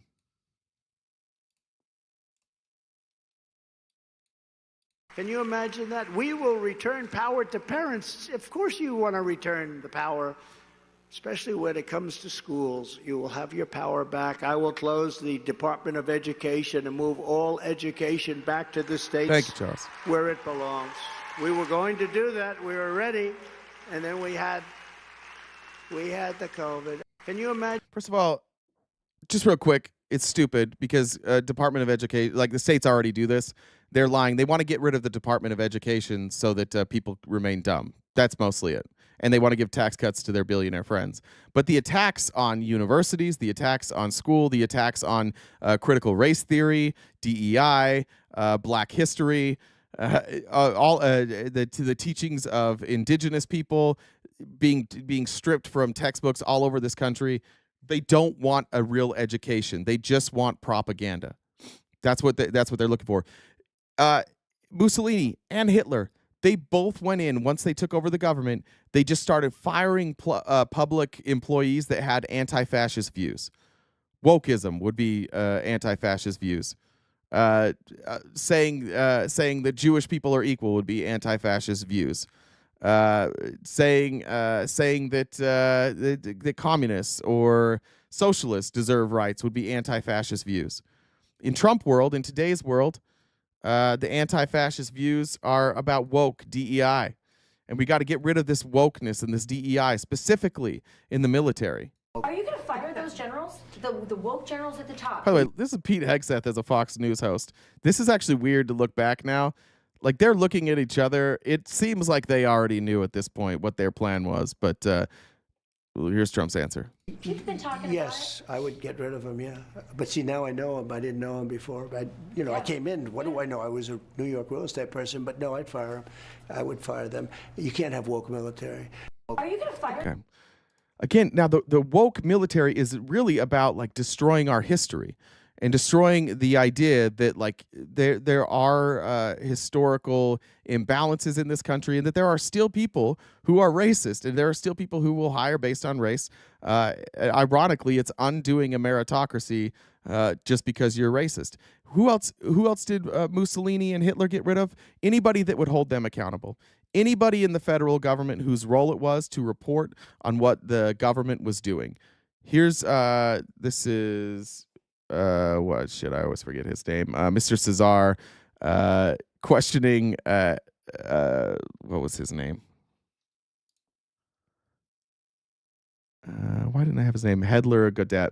Anyways. I think everybody on the panel knows what the answer to these questions were. The U.S. Department of Agriculture Inspector General was investigating Musk's Neuralink. Mr. Talcove, now I'll ask you again under oath, do you know what Mr. Trump did to that Inspector General that was looking into one of Musk's companies? No. He was fired. The Inspector General at the EPA was repeatedly taking on Tesla. Mr. Hedler, since it seems that you're answering the questions that everyone knows the answer to, do you know what the Trump-Musk administration did to that Inspector General? I believe he was also fired. Also fired. At least 5 Inspector Generals that were looking into Elon Musk's companies were fired by the Trump-Musk administration. These Inspector Generals who are independent, protected by law, they are the people that find the waste, fraud, and abuse and found many of the cases of waste, fraud, and abuse that have been brought up today, fired because they were looking into Elon Musk. Get rid of the people who can tattle on you. Get rid of the people that cause you any problems whatsoever. Open investigations into Elon Musk. Must be nice to just have those go away.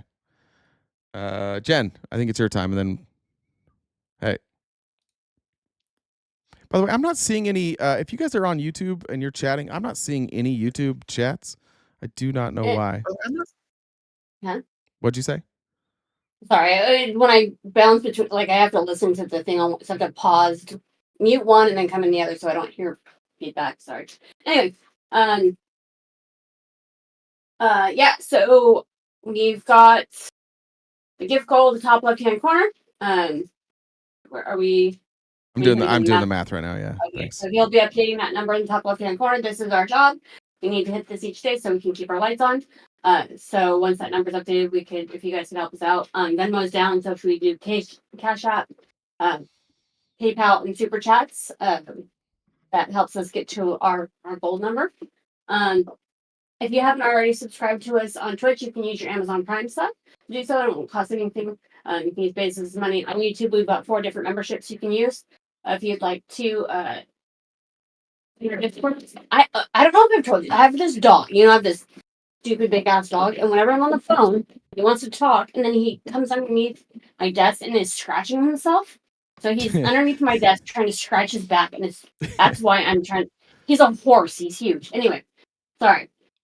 If you guys would like an invite to the Discord, any of the mods that we have can send you an invite for it. Or if you want to GM me directly, I'm Jen, JENN, DUBB, the number 1, on Discord, and I can send you the link. And check out our other platforms that we're on. We're on Instagram and Facebook, and Jay's on X, all that good stuff. So yeah, I think, and also if you guys would like the stream on YouTube, that would be awesome. I'm seeing YouTube comments now, so appreciate it. I just had to refresh the chat. So I see you. And thanks, Jumar. I see that. Piece of shit. Yeah. I didn't see that one Just yet. a couple middle fingers. Oh, awesome. Sweet. Yeah. That's always good to go. Did you hear about the guy who got his left side chopped off? I did not. That doesn't sound good. He's all right. He's all right. I was there. Thank you. Adam says economic blackout tomorrow. That's a good point. I don't remember who it's for. But just don't buy anything tomorrow. How about that? Tony says shut your dirty whore mouth, Jay. Gravy is delicious. All right. Jackie, thanks for joining the Dollar Train. I appreciate that. Let's see. Charles, thank you for democracy. DTH said, I hope people wake up soon. I've never seen our country so submissive to a single person. I do think people are waking up. El Dizzle says, hubby watching with me for the first time. Hi, Kenny Kins. I love Bree's boobies. What's up, Kenny Kins? Tessa says, is he saying throw him or them? I don't remember what that was from. Sorry. And Sully said, good night. All right, I got all those. All right, we're back up. All right, one of the things that Hitler and both Hitler and Mussolini did is they required loyalty pledges. They required that people take an oath of loyalty to them. This also exists in Trump world. Everybody who's ever worked for Trump, who has turned on him, has said he was told that they needed to be loyal to him. He talks about it all the time. We saw this yesterday from U.S. Attorney Edward R. Martin, who put out this statement. He's the United States Attorney in D.C., said, as President Trump's lawyers, we are proud to fight to protect his leadership as our president, and we are vigilant in standing against entities like the AP that refuse to put America first. This is not Trump's attorney. This is a United States attorney. This is not President Trump's lawyer.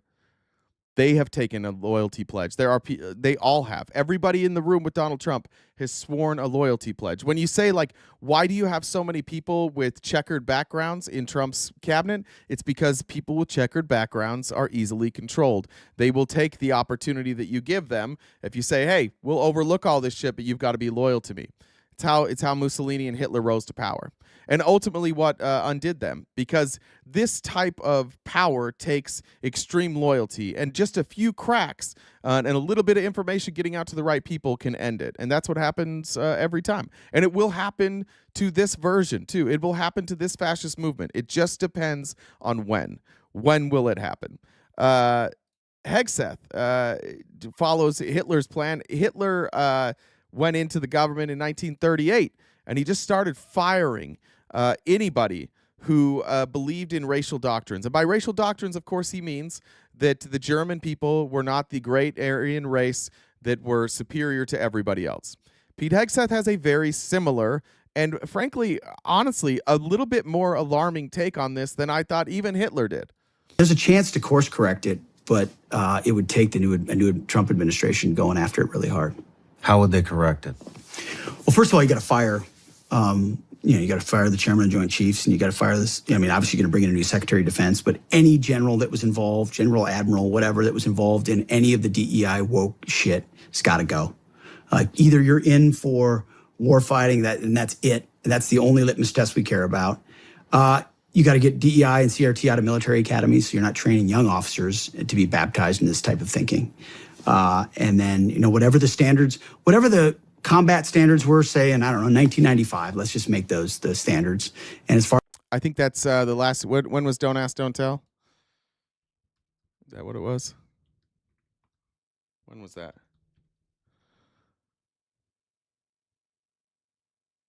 Yeah, 93? Yeah. Do you see how he even said it to, like, this wasn't on accident.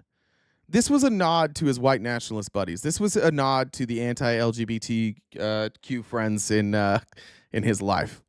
This was a nod to them. He chose that year on purpose. And then, whatever the standards, whatever the combat standards were, say, in, 1995, let's just make those the standards. And as far as recruiting, to hire the guy that, did Top Gun Maverick and create some real ads that motivate people to want to serve. So get rid of all mentions of DEI, of CRT.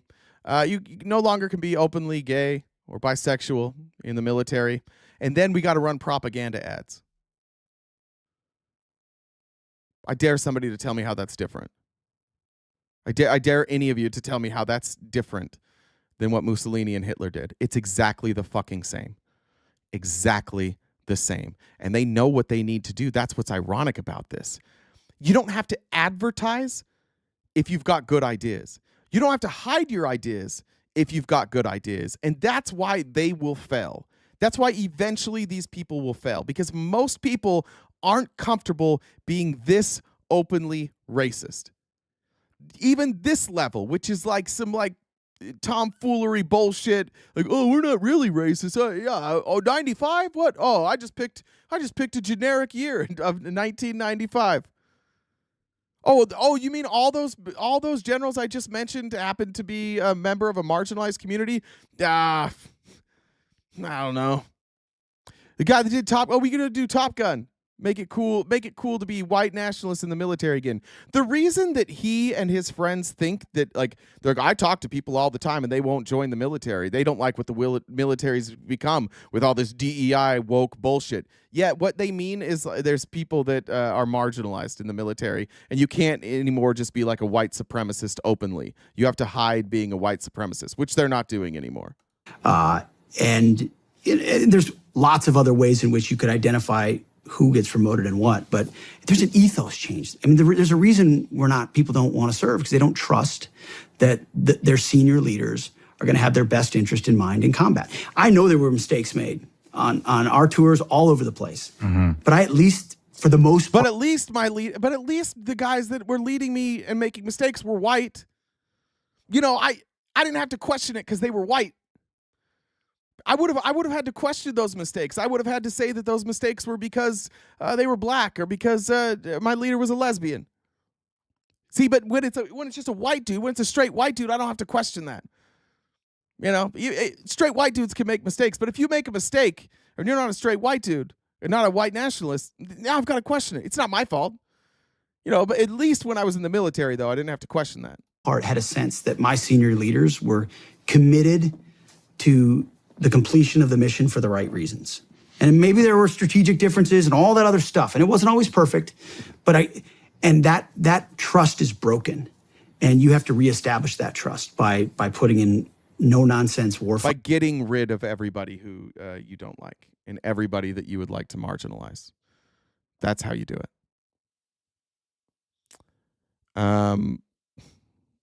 Actually, do I have this? I'll get to it in a minute. One other part of indoctrination, one other part of propaganda is this idea of like having a national language.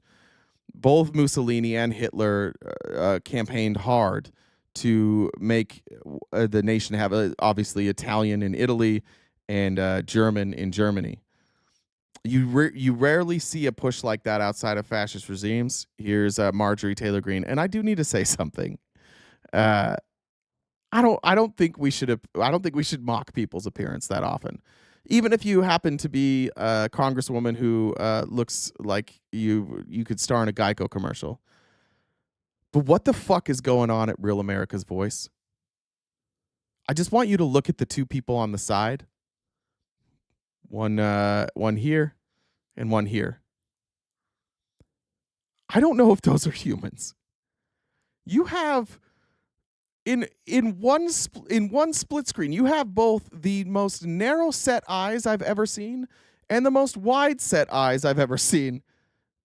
And I can only imagine that they chose these particular androids to make Marjorie Taylor Greene look normal. But what the fuck is going on over there? These look like non-playable characters in a video game. These proportions are incorrect. This dude's head is off with the size of those eyes. These eyes, those don't fit on. I've been catfished. I've been catfished, and the catfishing photos were more realistic than these two androids. I'm starting to believe heavily in simulations because those aren't human beings. I also introduced a second bill. This is a former Congressman Louis Gohmert bill who I'm extremely fond of and miss him greatly. I hear you, Hallie. I know everybody calls Marjorie Taylor Greene a Neanderthal, and I know that they say that because she looks exactly like a Neanderthal, and her genetic composition is probably mostly family, but we wouldn't say that here. We would not call her a Neanderthal here, and we would not hint at centuries of inbreeding. Serving here in Congress, and this bill that I'll be introducing this week will make English the official language of the United States of America. And I think this is extremely important as we are turning very hard into an America and Americans first response. And English should be recognized as the official language of the United States. I think it's important because America first, and we're leaning into it. She's telling the truth. The crazy thing about Marge is she's too stupid to lie about stuff that she's such a believer and she's such a white supremacist that she thinks this is harmless, and she's on Real America's Voice, so it is because there's 8 people watching it. But she's just saying it. She's like, English should be the primary language because America first, because I like Americans. So Americans speak English, and anybody who doesn't speak English isn't American. She's just saying it though. That's just crazy. It just flies. Like, oh, that makes sense. America first. We gotta add to the propaganda. In Germany, the LGBTQ folks were outlawed. They were imprisoned. They were sent to concentration camps. I believe the first book burnings in Germany. Somebody can fact check me on this. I've just heard it. I've never actually fact checked it. Were books that included representation for trans people. They expanded paragraph 175 of the German Criminal Code in 1935 to criminalize all homosexual acts between men, even non-physical expressions of desire. We've essentially done that in schools, right? Like we've banned all the books that even mention that. And if you are, and in some school districts, if you are found with a book that has that, if your school is, you are breaking the law in some places. An estimated 100,000 men were arrested between 1933 and 1945 for being gay. 50,000 of those men were imprisoned. And what the Germans did is they took that opportunity. They associated homosexuality, race, and illness with and illness with race. So they said, like, hey, the reason that people are gay is because of these pesky Jewish folks and their globalist ideas and their idea that, like, people can be a little more free. The illnesses that we've had, that's from the Jewish people. They sick those illnesses on us. They had to find a scapegoat for that. Who's the scapegoat in America? It's immigrants. And the LGBTQ movement, right? You guys are indoctrinating our kids. You're getting in the way of us indoctrinating our kids by indoctrinating our kids to care about each other.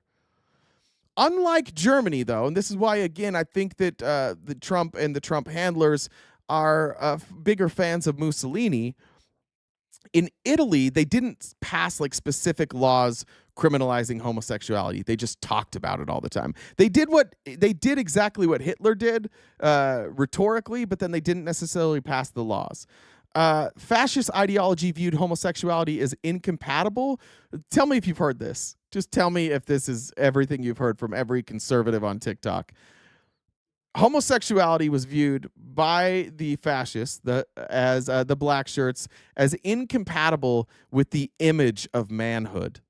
It was seen as a threat to the virile regime.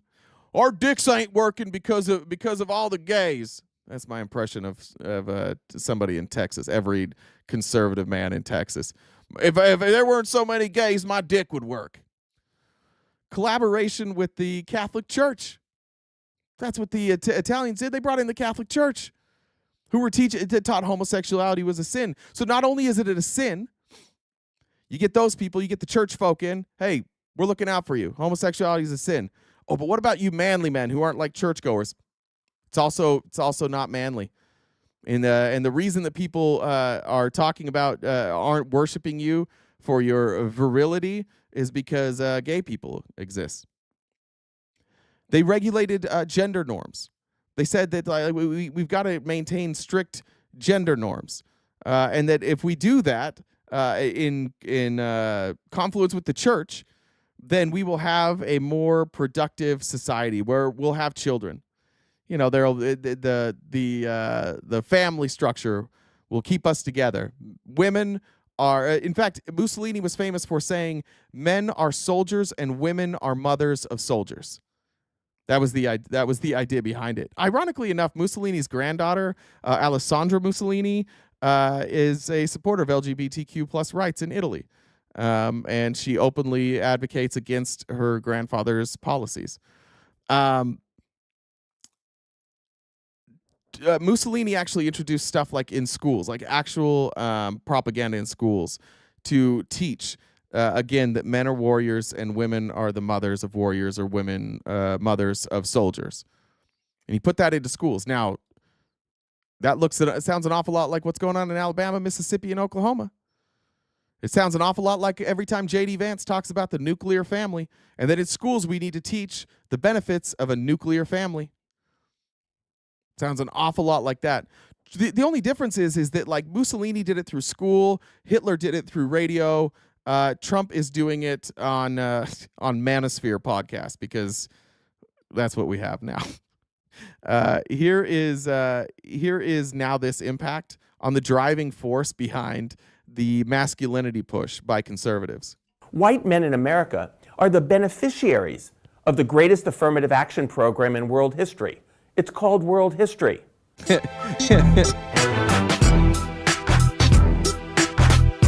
We are witnessing perhaps the most extensive masculinization of public policy than we have ever witnessed in our history. We're witnessing a movement of jobs away from women and towards men. And this is unprecedented. We're going to put our miners back to work.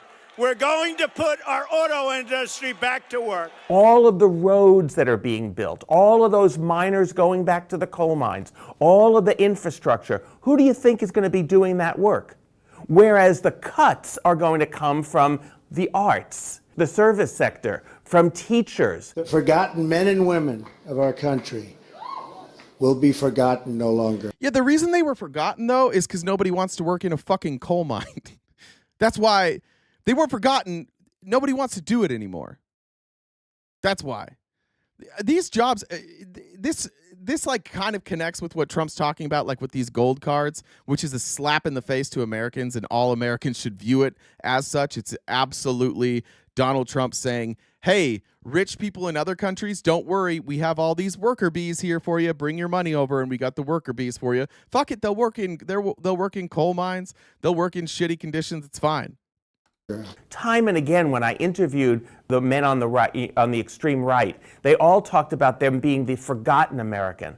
And Trump channeled their feeling into a political movement.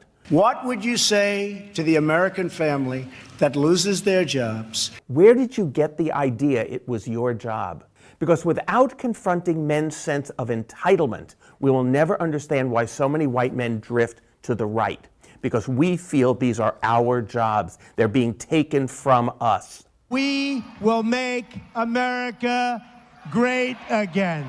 All of these ideas that make America great again, you look backward so that you can envision a new future. You look backward to a time when your masculinity was unchallenged. You look back to a time when your dominance was unchallenged. But now, with all of these others, minorities, immigrants, women, LGBT, contending, it's harder and harder for white men to achieve that dominance that they once took for granted. We're going to win. Yeah, it was legislated, basically, right? So I think that's the great conundrum in all these fascist movements is the people that were in power, who had historically been in power, they were just like born into power. They didn't know. They didn't know they had all this power. And then suddenly they're like, hey, we gotta spread this around. And all these white dudes feel attacked. What? What about me? What about me? Well, you didn't adapt. Fascism, before anything, is basically just one angry dude with charisma that doesn't have any real solutions and thinks that life was better before. And everybody who exists, like we all look back at our childhood. How many of you would like to go back to like your childhood, be able to run for days, like nothing hurts? We all remember. You ever go watch like an old movie that you thought was great when you were a kid, and then you watch it again and you're like, oof. Oof. But in your brain, like it was amazing. It was the best movie you've ever seen in your life. But then you go back and watch it, you're like, that's not very good. Like our brain can tell us stories that aren't true. And the biggest lie that American brains are telling us is that we were better off 100 years ago, that we were better off 50 years ago, that society was better, 30 years ago. It just wasn't. By almost no measure, with the exception of being able to afford a house. Like society was not better. We're going to keep our citizens safe. Trump embodies two types of masculinity. He embodies the masculinity of the guy who wins and wins, and he's nasty and mean, but he gets in there and he fights and he wins all the time. Welcome. And he also wants to channel the Reagan-esque father figure. Come to me, I will protect you. I will keep you safe. And you can give up freedom of the press. You can give up freedom of speech. It's a small price to pay. It does us no good at all to tell these men that their feelings are wrong. Feelings are feelings. They're real. They're right to be angry, but they're delivering their mail to the wrong address. We have to, in our work, in our protests, and on our media, we have to constantly be saying, this is the right address to be delivering that mail to. That was excellent.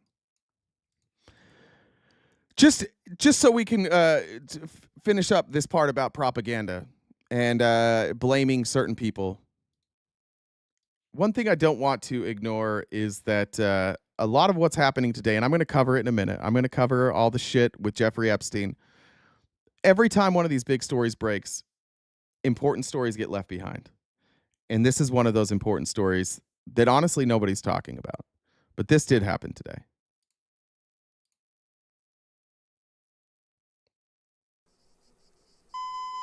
Here's a Are you doing PSI conversion PSI ad. is your one-stop shop to help get you.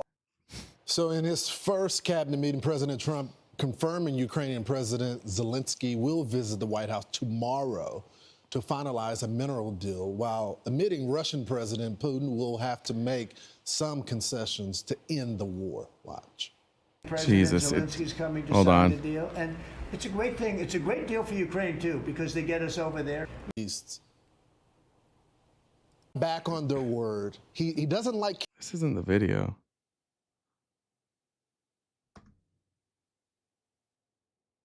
Let me find the video. Give me one sec. That's not the video. Why is that?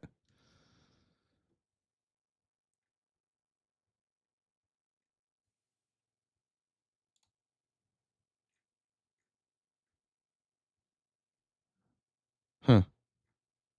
I don't know what happened to that video. It says it's the right video on Fox, but it's not. All right. Well, Pete Hegseth apparently is they're banning trans people from the military unless you have an exception.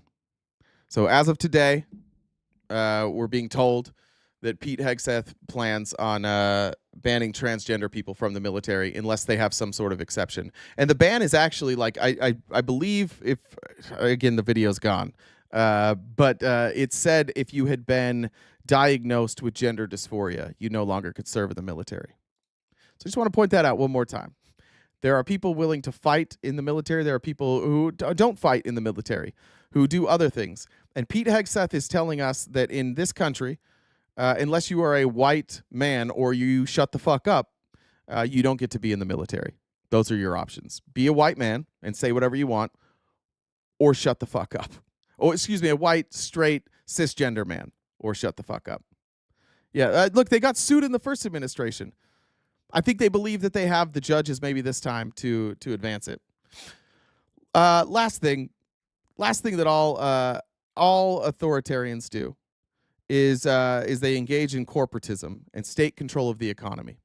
Now, this isn't something I thought we would see, and I don't think it's something that that Republicans are aware of yet. Mussolini advocated for a third-way economic system between capitalism and socialism, with state-directed cooperation between workers and employees.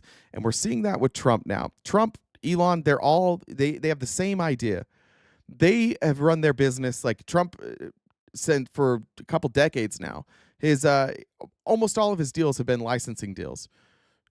Both Elon and Trump want to be an intermediary of people doing actual work and them getting a piece of it. That's why you see this government acting as if they are middlemen. Some examples I could think of is this. Something else that's going to be very, very good. We're going to be selling a gold card. You have a green card. This is a gold card.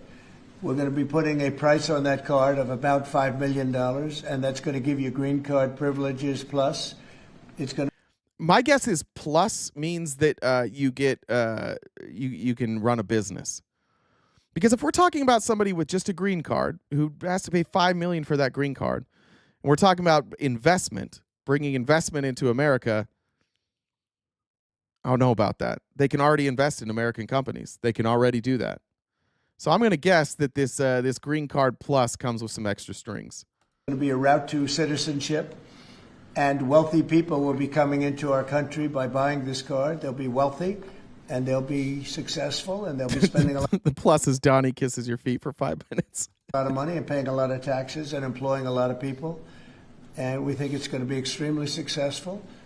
Never been done before or anything like this, but it's something that we're going to be putting out over the next, would you say 2 weeks, Howard? Do you want to say a couple of words about it? Sure. Mr. President, are there Wait a minute. requirements for that Hang on a sec. Do you have to invest a certain amount of money in this country in order to qualify for that gold card? Yeah, exactly. So Go the ahead. EB-5 program was really, you lend some money, but it was full of. Let me tell you something about Howard Lutnick before we get going. He's a fucking idiot. He doesn't even study. He doesn't even try and study. So now he's just going to feed you some bullshit propaganda of why the system was so broken and why we need to take bribes at $5 million each.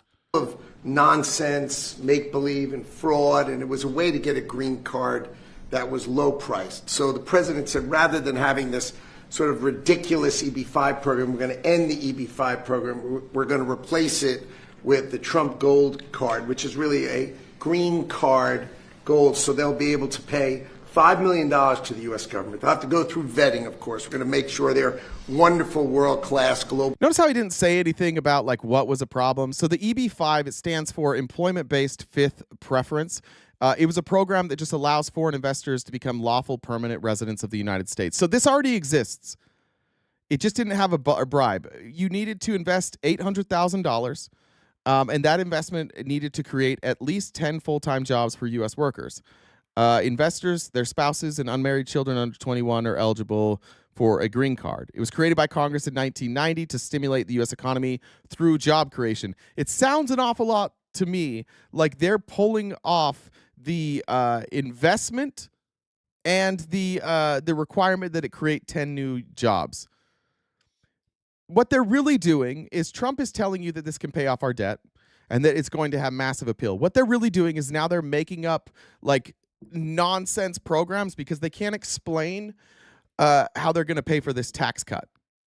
So now they're selling off our EB-5s, and they think they're telling you it's going to be so successful. It's not. But they're only telling you this so that when people point out that the tax cuts are going to explode our deficit just so rich people can keep more of their money, they'll say, no, we offset it with the Trump Gold Card. And by the way, calling it the Trump Gold Card has never happened in this country before. We don't name laws after the president who puts them in place. We don't get to brand them with like their favorite color. This is fascism. Don't let anybody tell you it's not. It is. They have fit every qualification of fascism to a T. And in many cases, Trump is more of a fascist than Mussolini and Hitler. Citizens, they can come to America. The president can give them a green card, and they can invest in America, and we can use that money to reduce our deficit. Why do we give out lotteries of green cards? Why do we give out EB-5 for green cards? The president of the United States understands. You don't give out EB-5 for green cards. Again, there were strict. You had to invest $800,000 and create 10 new jobs. Howard Lutnick's just a liar. He's a propagandist. I don't know what he stands to gain from all of this. I haven't really looked into him that much. RFK sitting there like, what the fuck is going on? But they're just lying to the American people. Trump knows or he doesn't know. I don't know. But we weren't just handing out EB-5s. It was hard to get an EB-5. It's not easy to get an EB-5. Now it seems like it's going to be easier. Like you don't actually have to give benefit to the American people, but you do need to give $5 million. That the right answer is why don't we eliminate the deficit of the United States of America instead? The gold card, well, millions, but the gold card will bring in with it people that create jobs, very high level. Which EB-5 did. Level people. I think companies will pay to get people in. For instance, you today graduate from the Wharton School of Finance or Harvard or Stanford or any college, and nobody knows if you can even go to work for a company. So what? This isn't a real. What? You graduate from Harvard, Wharton, Stanford. He always says Wharton because that's where he went. And nobody knows if you can work for a company unless you have $5 million. Is he saying that the company is going to be allowed to pay the $5 million for a gold card? Is that what he's saying? And by the way, what company is going to pay $5 million? Think of all the jobs that exist in this country. How many of them come with a $5 million signing bonus? Athletes. That's basically it. It's just athletes. Nobody's going. What, you think they're going to hand out $5 million signing bonuses to people now to get them residency? This is nonsense. This is not going to work. But it is, again, an example of a corporatist economy, which is paramount to successful fascism. You've got to have control levers. You've got to be able to take money You've got to be a middleman between the economy and the government. That's how you maintain power. You get the church, you get the big businesses, you get the government. And all these companies that want to get people to be working for them will be able to buy a card, and for the people that are number one in their class at top schools, I see that as one of the things. But generally speaking, it'll be people with money and people that create jobs, and they won't have to pay any tax on income outside of the United States, which they're not paying right now. They're not citizens, but they'll have to pay if they create jobs in the United States. They'll pay full taxes like if they create jobs. The old requirements required you to create jobs. The new requirements don't. This is just a money grab. Another example, and one of the most clear examples of a corporatist economy is tariffs. And again, Trump doesn't understand tariffs still. And I stand by this. He doesn't know. Tariffs are corporatism. But the tariffs are paid eventually by American importers and consumers. No, they're not. No, I think they're paid for by the country. But, I think they're paid for by the country.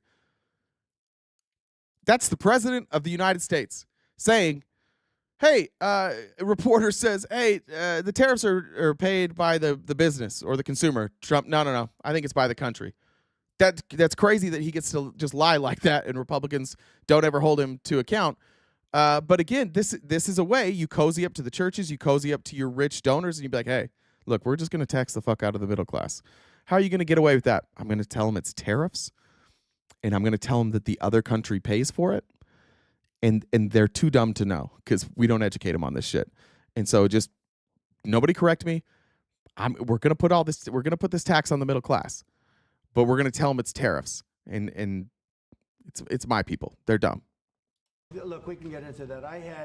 I put a lot of tariffs on in my first term, and we made tremendous amounts of progress because of those tariffs. China paid us hundreds of billions of dollars. China paid you $0. We never had because they took advantage. And President Xi's a friend of mine, but he knows better than anybody took advantage of our country. He took advantage of presidents that didn't know what they were doing. President Xi does not agree with that. One last example of corporatism would be using your office to create a city with statues of your name. And again, remember at the beginning that Trump said in his State of the Union, or not State of the Union, his inaugural address, Trump said we are going to expand. Trump said we are going to expand our territory. Trump plans on taking more ground, just like Hitler and just like Mussolini and just like Vladimir Putin. And corporatism would be taking that land and filling the pockets of your rich donors and yourself.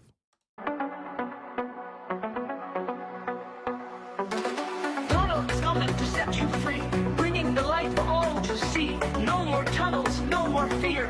Trump Gaza is finally here. First of all, somebody pointed out that Trump Gaza is pretty fucking woke, and I do just have to say that it's pretty woke.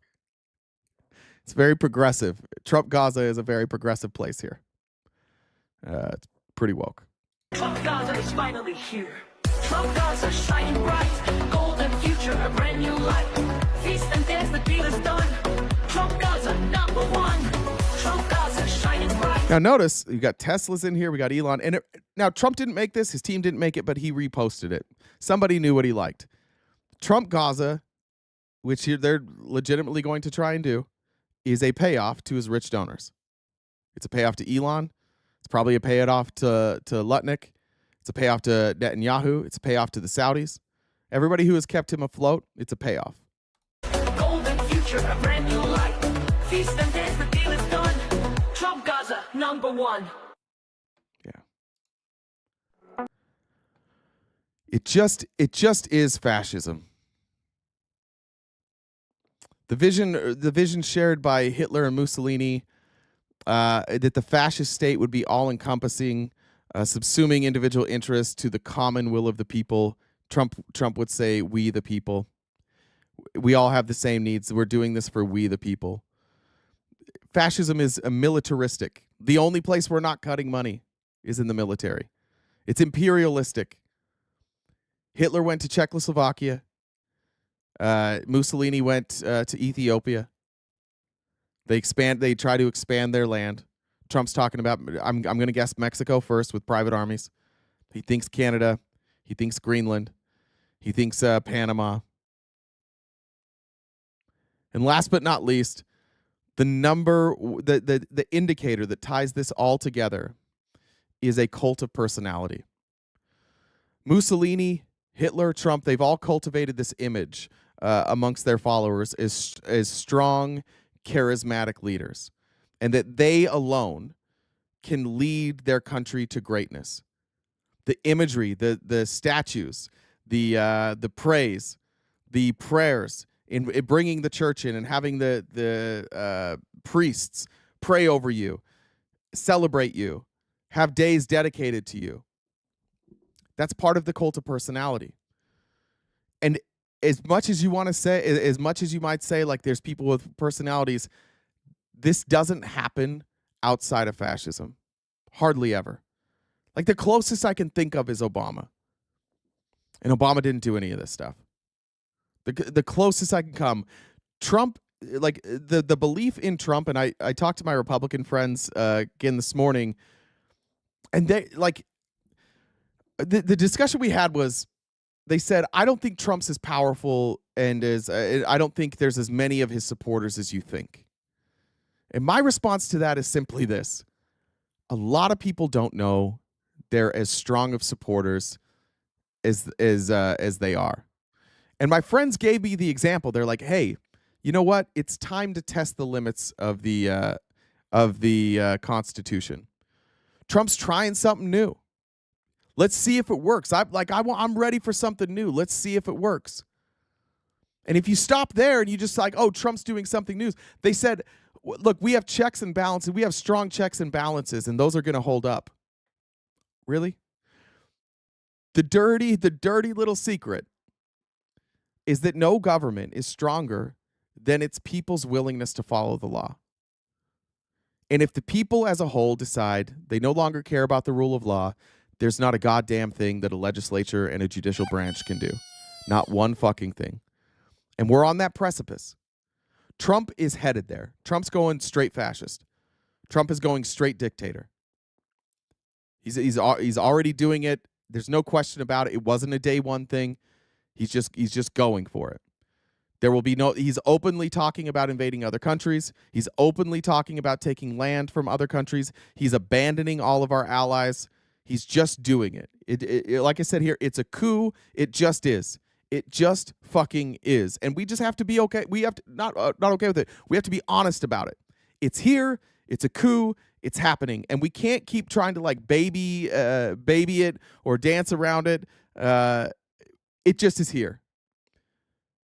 The nice thing is, of all the fascists in world history, we got the dumbest one. And he surrounded himself with really dumb people too. And it's already starting to fall apart. So far, this cult of personality has reached the government in four bills that I know of that are insane. And I want you guys to use this in your ammunition. There are 4 bills that have been either suggested or brought to the floor for a vote. Trump's face being on a new $250 bill. Trump being put on Mount Rushmore. Trump's birthday as a federal holiday.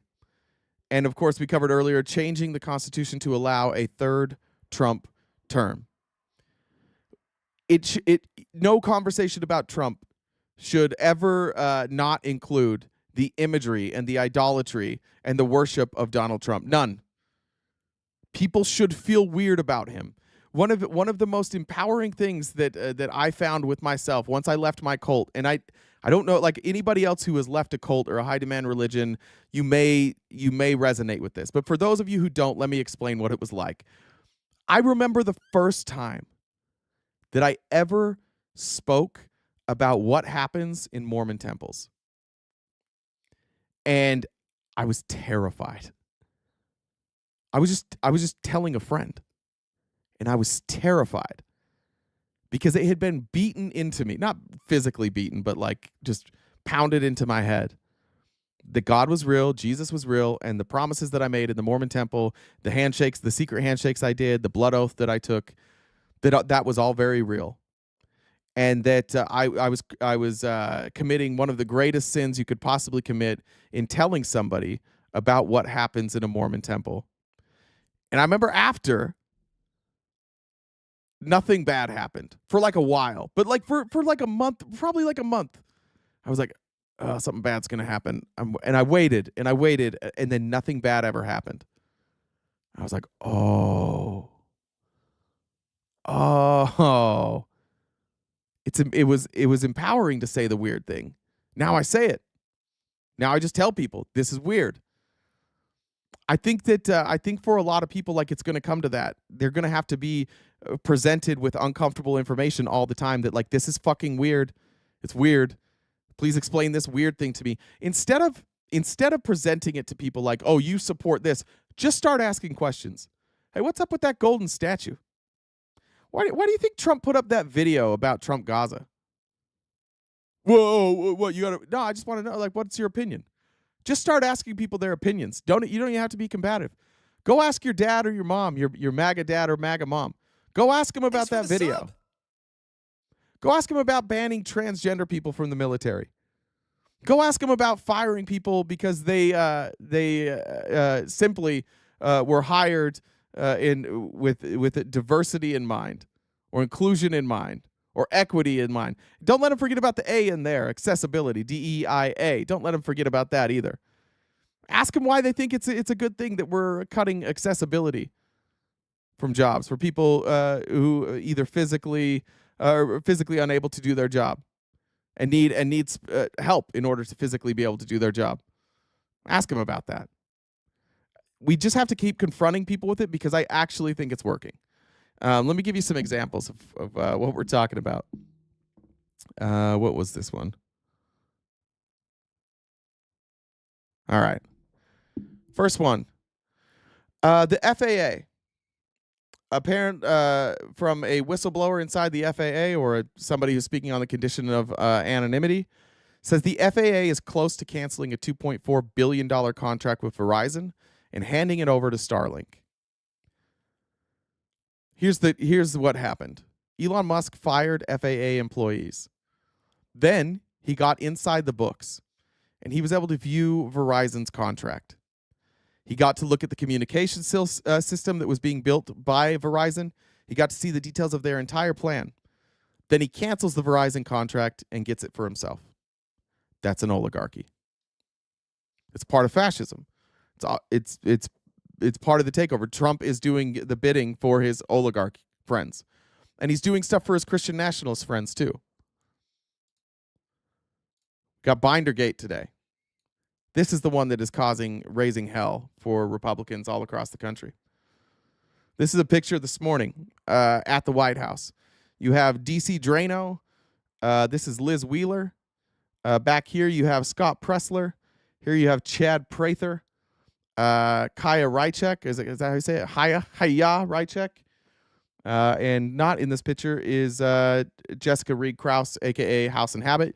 You'll notice that they have the hats that Trump was hawking yesterday. The Trump was right about everything. And these folders are the Epstein files. Now, when I woke up this morning, I think it hit me a little bit differently. Trump chose these people and these people only to have the Epstein files, he said. Because Trump wants to control the media. So he only handed this off to people who don't have bosses. They're all their own bosses, and they're all deathly loyal to Donald Trump. They've all been bought and paid for. They've all been paid handsomely.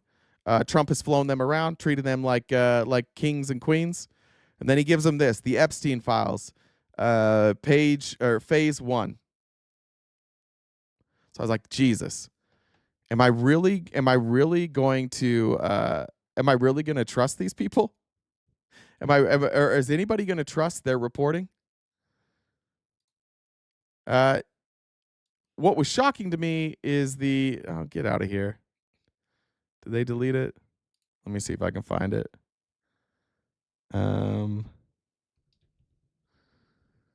What has shocked me is the response from Republicans. Here's House Judiciary GOP. This is I hope they didn't take it down.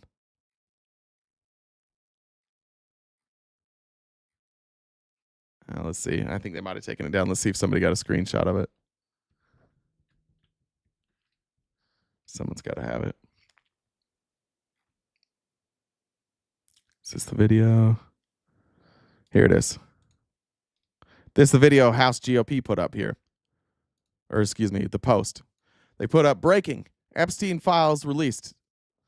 I thought it. I double checked this. This happened, just so we're clear. That's what they tweeted out. Here's the link. Now watch what happens when you click on the link.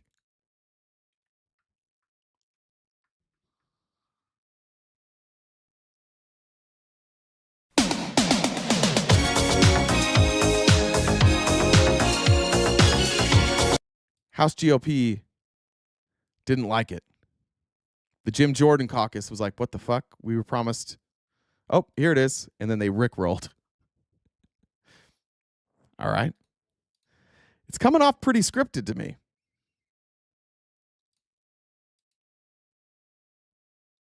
Here's Midas Touch. I think I showed that one. But remember that all of us knew, and we've all been saying Trump will not release the Epstein files. And we know why. We know it's because he's on the, we know he's all over it. And remember, when this happened, we all said, Would you declassify the 9/11 files? Yeah. Would you declassify JFK files? Yeah. Would I you, did. I did a lot of it. Would you declassify the Epstein files? Yeah. Yeah, I would. All right. I guess I would. I think that less so because, you know, you don't know. You don't want to affect people's lives if it's phony stuff in there because there's a lot of phony stuff with that whole world. Ironically, DC Drano, actually, let me actually, I wasn't going to show, but I will. DC Drano, one of the people who got this, he decided to live stream. He's like, all right, I'm going to show you guys what's in here. And he live streamed him opening the binder. And let me show you what it looked like when he live streamed it. Here's what he was given. Here's all that great information that he was given.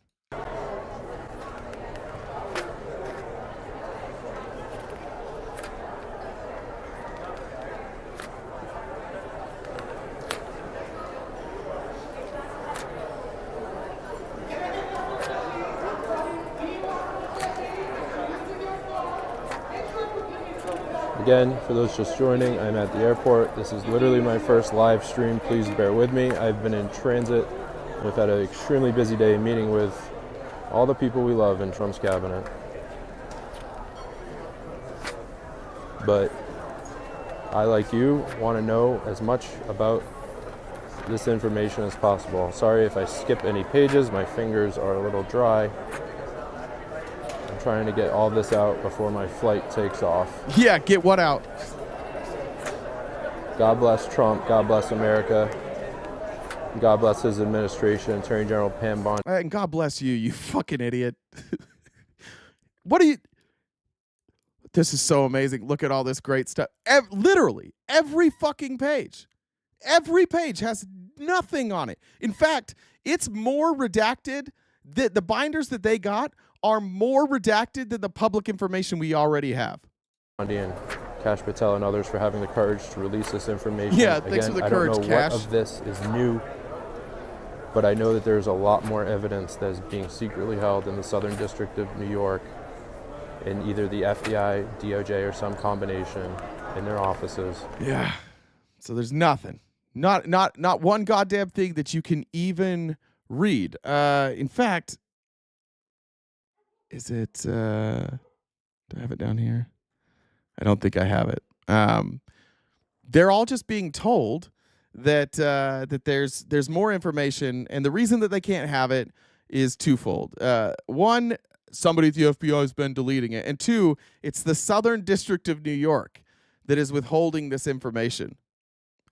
Everybody's favorite chew toy, the Southern District of New York. That's serious, or was he being sarcastic? Because that's if I was about me, which and I part? was opening that. I'm just look at all this. That'd be me incomplete sarcasm. Like look at all of this information. I'm sure. Yeah, no, that'd be just. Yeah, no, they're just dumb. That's the truth. They're just dumb. They don't know. They have no idea what they're looking at. Let me show you this before we go. They're so dumb that they forget that the carefully crafted message that Pam Bondi gave to them, they forgot to edit it into their own words. They forgot to even make it look like they were trying something different. Today, I met with Trump VP J.D. Vance, AG Pam Bondi, and FBI Director Kash Patel in the Oval Office. They handed me a binder copy of the Epstein files, the most transparent administration in American history. The best part, this is just the start. AG Bondi confirmed there are thousands more Epstein file documents being secretly held in the SDNY, and they will be delivered to the DOJ in D.C. by February 28th, which is tomorrow. People will be going to jail for what they've done. That's Chad Prather. Chad Prather is only one person. Here's D.C. Drano. Today, I met with President Trump, VP J.D. Vance, AG Pam Bondi, and FBI Director Kash Patel in the Oval Office. They handed me a binder of the Epstein files. This is the most transparent administration in American history. The best part, this is just the start. AG Bondi confirmed there are thousands more. They literally copy and pasted exactly what they were told to copy and paste. That's just lazy as shit. They forgot. They didn't even put it in their own words. You couldn't even just plug that into Copilot or Perplexity or just say, hey, can you put this in a different wording? I mean, Jesus. Have a little self-respect. Just a little bit. Laura, yeah, somebody said Laura Loomer's calling him out. She is. I have it. Go ahead, do your thing. That's hilarious. Yeah. It's just, switch it up a little. I mean, high schoolers know to put it in your own words, for fuck's sake. But that's the thing. I think that we're overestimating that. A lot of us are afraid of Trump, and we should be, because we know what happens in fascism. We've read history books. But they weren't as dumb, and they didn't have social media. And when Jen's done with her announcements, I'm now, just for the rest of the show, I'm just going to show you the reaction from unexpected people on social media who woke up today and went, what the fuck? Come on, man. Come on. We're not this dumb. Do your thing, Jen. Fucking hate it here. Anyways, so we're wrapping up the show. If you guys could, if you haven't already, Jay's gonna check the Cash App and check the super chats so we can update that number on the top left corner. It's our job. This is what we do. Gotta hit this to keep things going. If you haven't already subscribed to us on Twitch, you can use your Amazon Prime sub, and you can use Basis the Money. And we've got 4 different memberships on YouTube. We're trying to get to 500 for our calendar. If you guys like access to the Discord, you can message any mod in either of the chats. They can get you a link, or if you want to DM me directly on Discord, it's Jen, Jenn, Jenn, Dubb, the number 1 on Discord, and I can get you a link. And then check out our Instagram and Jay's X, and we have a Facebook. I don't know if Facebook's on there. I put it on the link tree. I haven't plugged that one before, but if you haven't already liked the stream, please do so on YouTube. And then I think those are all of them. So I heard Tesla sales were declining across the world. Yeah. But despite this, Elon's arguing that sales are going in the right direction. Did you say the Reich direction? Mm-hmm. I like that. Thank you, Jen. W. Jen. Pink, thank you. Said, fuck religion. I agree with that. Marty says, just here to pay my disturbing the chat fee. I appreciate that. That's important. That does need to be paid. Jamar says, ooh, black lung. Give me some of that. Hashtag miners. M-I-N-E-R-S. He was talking about the coal miners. All right. Now let's watch the right just absolutely come undone at Trump. And it's shocking who is coming undone. First of all, Dave Portnoy. Who saw Dave Portnoy coming to this offense? I put this out. Chelsea, I don't know if Chelsea's here. Chelsea messaged me, and she's like, are you sure this is real? This seems fake. Dave Portnoy, El Presidente, the president of Barstool Sports, a man who is currently engaged in multiple meme coin frauds and is considering openly doing another one. Even this is too far for him. He said, if I'm going to be fair, these questions need to be asked today. Why is the release of the Epstein list always a shit show? What's the point of booting out illegals and criminals while somehow becoming a safe haven for the Tate brothers? Why is crypto in the toilet if Trump is crypto king? How far does Tesla stock have to crash before Elon goes back to work? Portnoy's had enough. And Portnoy, for whatever you want to say about him, one, he holds grudges better than any human I've ever seen. And two, he's not going to be easily persuaded. He has fuck you money. He's still going to scam the shit out of people. Anna Paulina Luna is losing it. Now, Anna Paulina Luna put herself out there, and she went on Twitter yesterday, and she was like, hey, guys, tomorrow's going to be the best day ever. Epstein list is being dropped. Tomorrow, we're going to know who all these fuckers are. Today, she says, I nor the task force were given or reviewed the Epstein documents being released today. A New York Post story just revealed that the documents will simply be Epstein's phone book. This is not what we or the American people asked for, and a complete disappointment. Get us the information we asked for. Now, they're not quite calling out Trump. Not quite. Pam Bondi and Kash Patel are taking the heat for this so far. Somebody mentioned Laura Loomer. Laura Loomer's had enough. Laura Loomer says there are no Epstein files. The binders are props. Every single one of those right-wing paid influencers lied to all of you today. They engaged in deception to run cover for pedophiles. They posted selfies with prop binders, liars, and deceivers. All right, well, look, some of these people said, oh, no, there's stuff in the binders. Well, we saw what was in the binders. It's a prop. Laura Loomer, I hate to say it, Laura Loomer's right about this. On top of that, a judge ruled the Trump officials must testify in a Doge data lawsuit. Federal George ordered Trump officials with knowledge of the workings of billionaire Elon Musk's Doge to testify under oath in a lawsuit challenging the agency's access to sensitive governmental databases. Judge John Bates determined that a coalition of federal unions represented by Democracy Forward should be allowed to conduct very limited discovery to clarify the extent of Doge's access to sensitive information and what exactly it may be doing with the data. Now, that's good news because they don't know what they're doing. And it will be exposed pretty easily that they don't know what they're doing, and they don't even they're so uneducated about what they're looking at that they're not even really sure what to lie about. Discovery is going to be a motherfucker. I think Elon's days are limited. Trump, however, won a legal victory where Judge Roberts basically was like, "Yeah, it's fine. You can just cut spending if you want." Let's see. Then Republicans, according to CNBC and according to insiders, House Republicans are becoming weary of in-person town hall meetings after a number of lawmakers have faced hometown crowds angry about the Trump administration's push to slash government programs and staffing. Party leaders are now suggesting that if lawmakers feel the need to hold such events, they should do teletown halls or at least vet the attendees to avoid scenes that become viral clips. They're now telling their lawmakers, if you are going to speak in public, make sure you know who's asking the questions or do a teletown hall so that you can cut their mic. A GOP aide said House Republican leaders are urging lawmakers to stop engaging in town halls altogether. The town halls and rash of negative headlines have been the first bit of public blowback for members who face voters next year. And the new reluctance to hold them indicates there are bubbling concerns about the impact the cuts have on the GOP's chances of holding its thin majority in the House next year. They're trying to cut taxes. They're saying that could add as much as $4.5 trillion to the national debt. Meanwhile, everyday Americans are hurting. People are losing their jobs, and the American people are demanding answers, and the Republicans are saying run and hide because Donald doesn't want this to happen anymore. I'm going to play this Tim Walz clip last, actually. We're almost done, but I'm going to play a Tim Walz clip at the end that I think you guys will want to hear.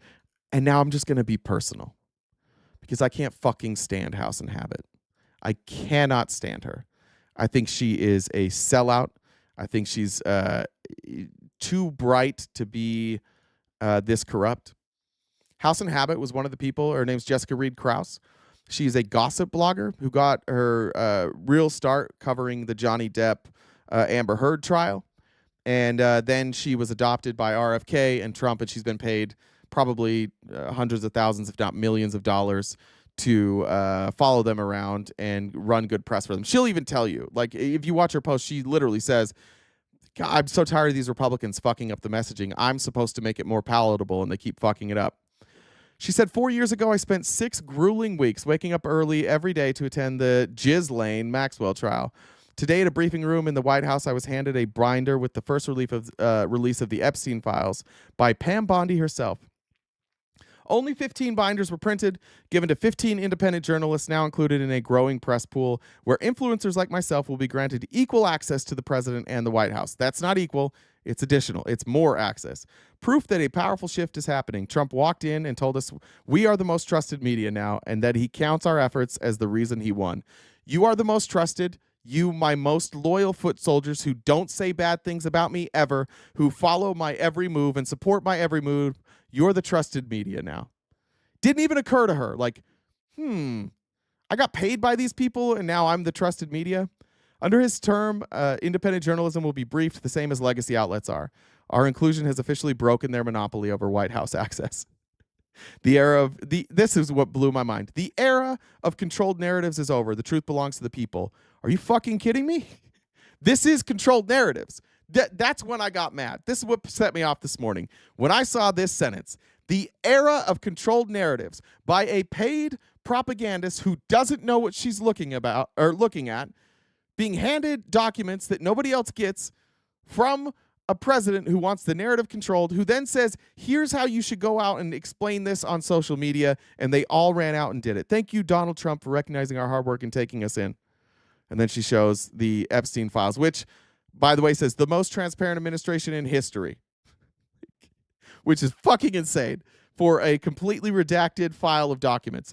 We are so transparent that we gave you a binder full of documents that if you look online, you'll get more information from, because online, some of these things aren't redacted. You actually have less information than the American people from the most transparent administration in history. She said her work on these binders is going to speak for herself, or for itself. Her and Laura Loomer are going after it. After Laura Loomer called him out for lying, Jessica Reed Krause said, Laura Loomer calling us pedophile apologists is the last straw. I won't be defending her or her unhinged antics again. She has no idea about any of the details we received today and is spewing horrific claims in spite of it. Well, now we know what you got today, and you got a whole bunch of nothing. So it sounds like Laura Loomer was right. It's reckless and lazy. I think she's right. I'm happy to go through this binder to share with everyone, and I appreciate Trump being open to alternative media breaking down some of these big cases. Media can spin this however they want. My work will speak for itself.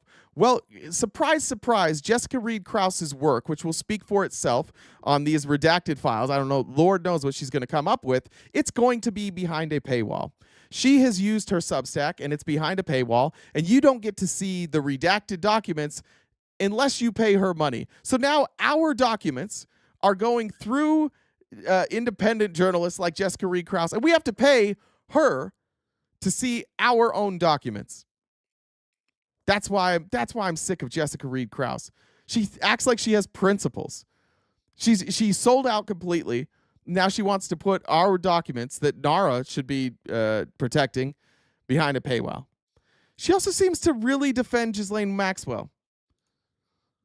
I wonder what Jessica Reed Krause's involvement is here. These are older posts. This is her on Ghislaine Maxwell, receives a 20-year sentence for her role in facilitating the biggest global sex trafficking scandal of our time, but still not a single client outside of Andrew has been exposed. If all power and profit was built on the return of elite clientele, why do they all continue to go unscathed and unnamed, with one woman paying the price for them all? Thoughts? She said, I realized midway through the trial that Ghislaine was a scapegoat in this scandal. Bro, why on God's green earth is Jessica House and Habit making her third grade cosplay as Ghislaine Maxwell's sister for the first day of school? That's weird. Same backpack. His therapist is going to love these stories. She seems to think that there's all these powerful bodies then, and that Maxwell is the scapegoat. And now she's got a problem because the person paying her is in all those documents and isn't giving her transparent access. And is she talking about that? She's absolutely not. Instead, she's thanking Donald Trump and claiming that he is transparent. In a move that is literally less transparent than what's publicly available, she's out here telling him thank you for being so transparent. One thing I know about Jessica Reed Krause is she doesn't fact check shit. And if you don't believe me, here's her own words. Lucrative. People love a good story.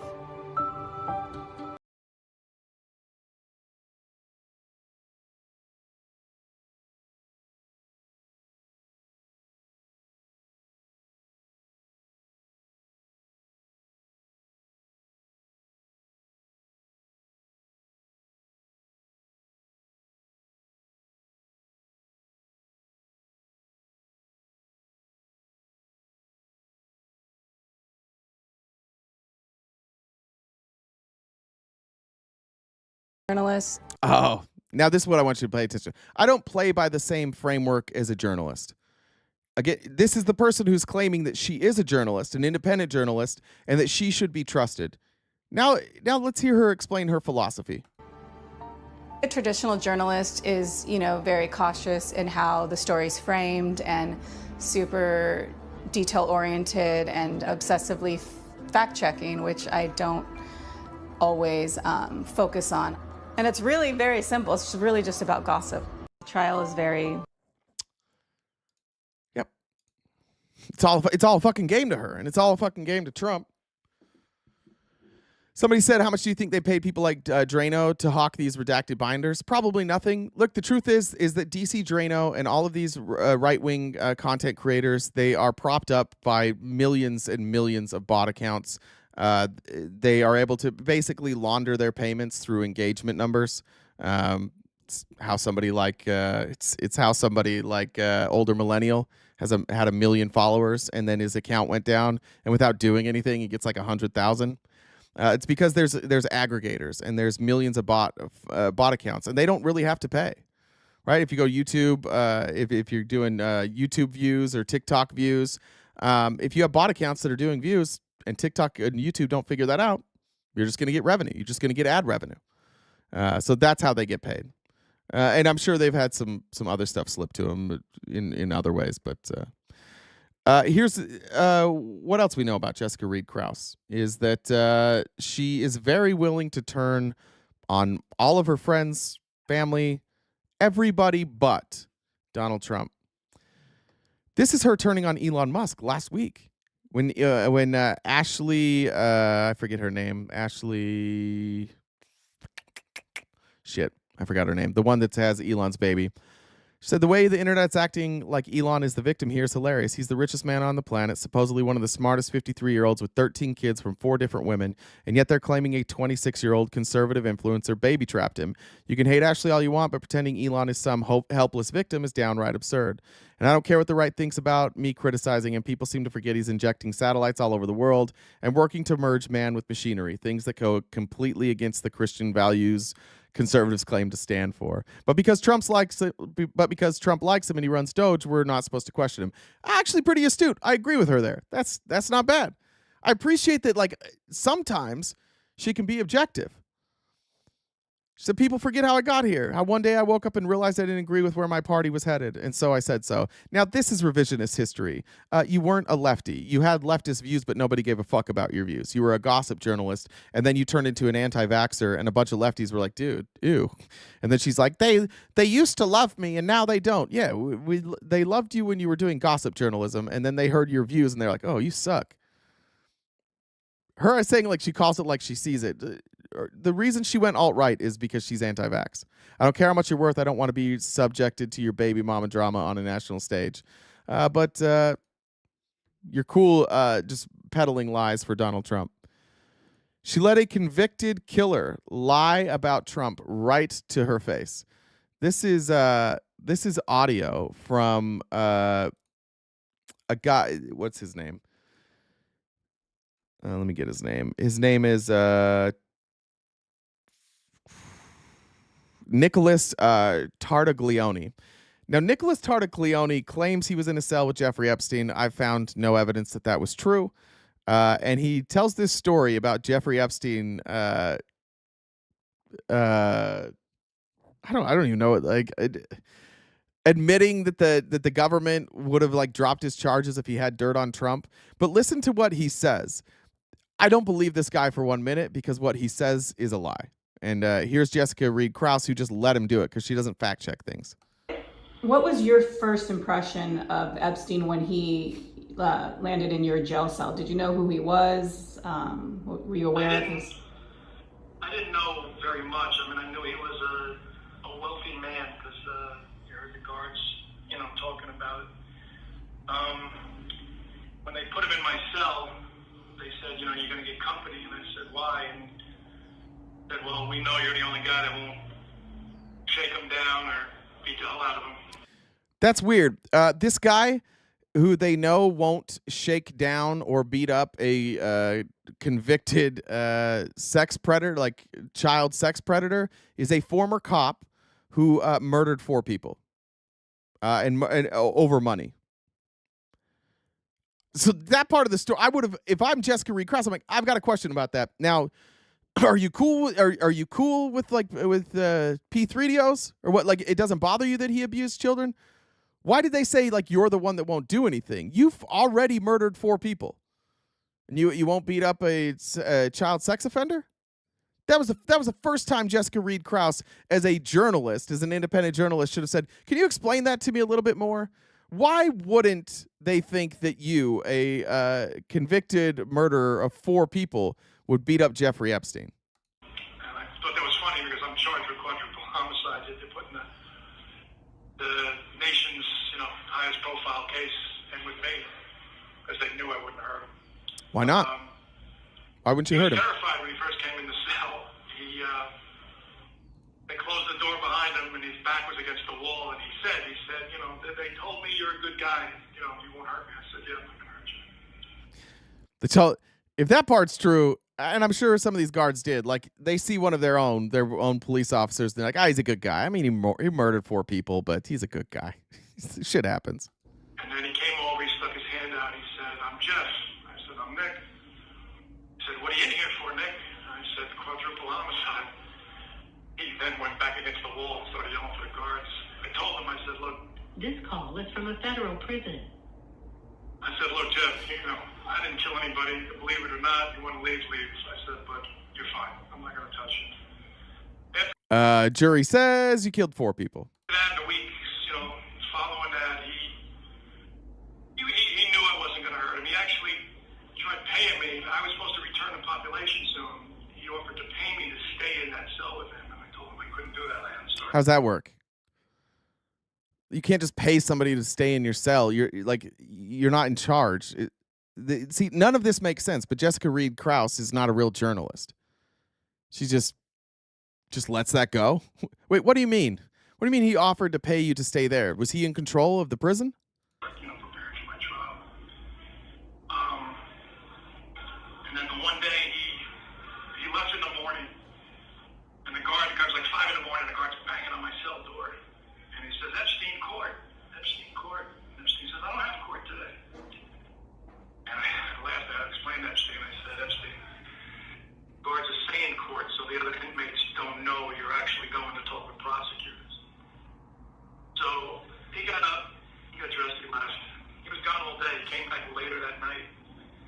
Came in, he just climbed on the bunk. He didn't say a word. I was reading a book. It wasn't my business. And finally, he said, you were a cop. What do you know about proffers and cooperating? I told him, I said, Jeff, it's pretty simple. That the the prosecutors, they caught a fish. They're not going to let that fish off the hook unless you give them a bigger fish. He said, yeah, well, that's what they said. I said, what do you mean? He said, they told me they'll let me plead out for something small, and I'll do just a couple of years in a camp if I can give them something on Trump, get him impeached. She doesn't know what she's hearing. She doesn't know that that's obviously not what happened. The Department of Justice wouldn't be talking about impeaching Donald Trump. That wouldn't happen. By the way, who was president?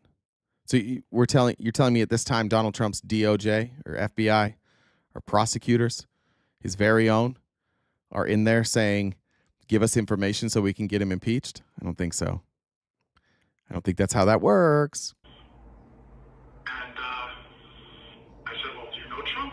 He says, well, I know him, I met him, but we don't like each other. And there's lie number 2. And Jessica Reed Krause obviously didn't do her homework there because they were best friends. Jeffrey Epstein's on record saying I was his best friend for 10 years. And now he's saying that Jeffrey Epstein said, oh, I met him, but we don't like each other. I don't know about that. And then he's going to tell another story that's completely made up that there's literally no evidence of. I laughed. I said, why? He said, Trump threw me out of a party at his place in Florida. I said, why did he throw you out? He said, oh, he got mad. I was talking to some girl. And by now I got wind of, what he was in there for. So I said, well, how old was the girl, Jess? He said, oh, about 18, 19. That story's a lie. Jeffrey Epstein and Donald Trump's relationship ended over a real estate deal. There's no evidence he was thrown out of a party. Nobody ever even said that until Trump was president. And then that story was fed. The source on that story is nobody even knows what the source is. There is no source. Just people started repeating it. And he's saying it too. He's full of shit. I have this sneaking suspicion that person was either going to be given some sort of leniency or some sort of payoff if they testified. If it came to that, they testified. And I think that's when Jessica Reed Krause became at least known to Trump and others that you could handle her. You could manipulate her. Whether she's aware of it or whether she's not, she's clearly not a real journalist. And yet, of all the journalists who received a binder at the White House today, she's the most qualified. She has absolutely no qualifications, and she's the most qualified because she has a Substack. That's basically it. Trump took fake journalists, handed them a binder full of nothing, and they went out there and celebrated him. Because this is fascism, because it's a cult of personality. And there's too many people who have just decided, I'm going down with the ship. I'm going to ride this out. We'll see how it goes. But I do think that I think the cracks are breaking. I think the cracks were forming, and now I think that they're breaking. And I just want to say this, share this with your friends, with your family. I don't know if it was even that coherent, and I apologize if it wasn't. But I feel actually at the end of the day more hopeful than I felt at the beginning of the day, because regular people recognize that this is stupid. Regular people recognize that something's not right. And we don't have the answers yet, but something's not right. All these people promised us the Epstein list. And as soon as they got into power, there's a whole bunch of excuses. We don't have it. We don't have the doc. Nothing's unsealed. We have nothing new. And I don't think the American general public's going to do that. I just want to say to you guys, though, I appreciate the fight. I appreciate you being here tonight. Spread the message far and wide. This will end. Fascism will end. The more effective we can be with our messaging, the quicker it ends. But we're here. The coup started. It's absolutely happening. And I want to show you two videos. Well, actually, just I don't think I showed this one. First, I want to show you a historian. A couple of the comments. Named his last name's Jarvis. He's studied fascism, and he beats up on our favorite whipping boy Scott Jennings here on CNN. And he says it as clearly as anybody has said this. It's just fascism. It's a coup. It just is. It's fascism. It just is. Let's stop pretending that it's on its way. It's here, and now it's the battle. It's I don't know if any of you have ever been in a fight, but I've been in one fight and I got hit, and it's once that happens, you're like, oh shit, it's on. This is it. This was the punch. We got punched, and it was oh, that wasn't bad. This was the first real punch that they threw, and it wasn't that bad. In fact, people lined up and they're like, hey, why don't you punch me too? I'll take a punch. That doesn't seem so bad. In a couple of the comments you made, you said it was destroying the newspaper because they failed to endorse Kamala Harris. I mean, what does that say about a newspaper that you have to endorse a certain political party and for it That's not the way it happened. Now they're talking about the Washington Post, and they're talking about specifically that the Washington Post editorial board had planned to endorse Kamala Harris, and Jeff Bezos said no. And then Jeff Bezos this morning basically came out and he said, in fact, I probably have it. Let's see. Is it this one?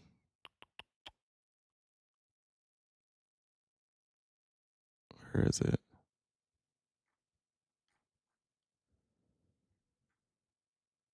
Here it is.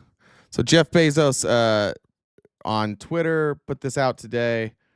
He said, I shared this note with the Washington Post team this morning. I'm writing to let you know about a change coming to our opinion pages.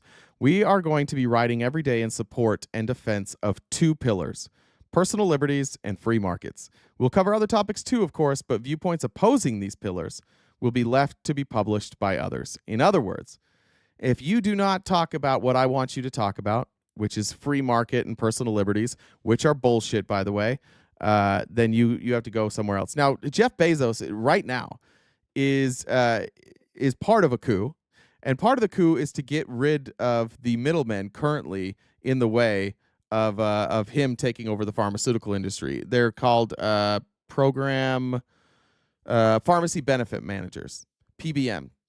Basically, they're the ones that set the prices. They act as a middleman between the pharmacies, or they're supposed to, and the consumer. And what we found out is that the pharmacies own these PBMs, and they're sometimes raising the price as much as 600%.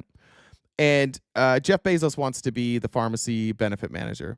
And so Jeff Bezos is going to run an all-out blitz, and you'll see this in the coming weeks, of him talking about the free markets and how we need to open up the markets to bring down pharmaceutical costs. What he's really trying to do is corner the market and turn it into a monopoly. Jeff Bezos wants all of it. That's why he's talking about free markets and individual liberties.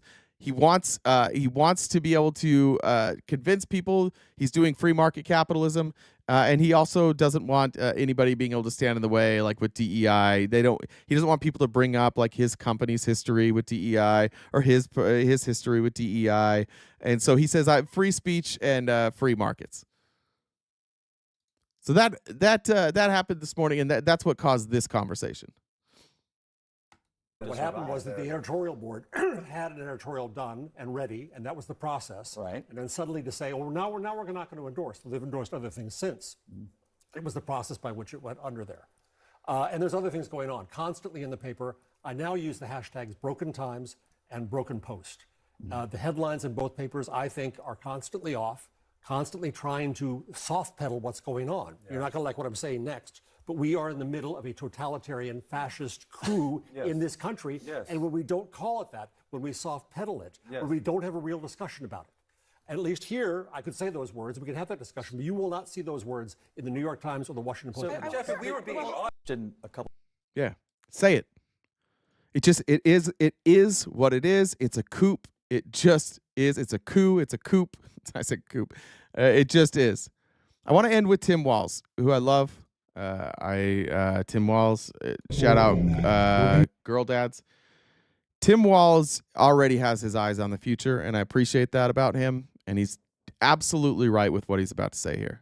You see the nonsense that's being put forward on that. We're going to need your voice there, because I would just end with this, and we're seeing it in these town halls. That charismatic leader's not going to come there. You know, I see the pundits on TV. What's wrong with the Democratic Party? What's wrong is our country's being stole by fascists and Nazis, and we're trying to do all we can to try and do that.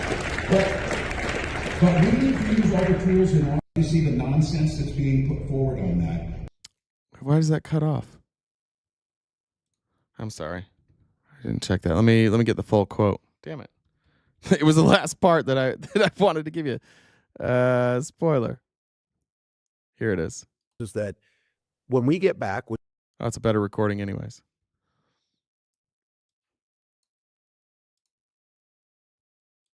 Look, I hear the thing out there is that when we get back, which we'll fight.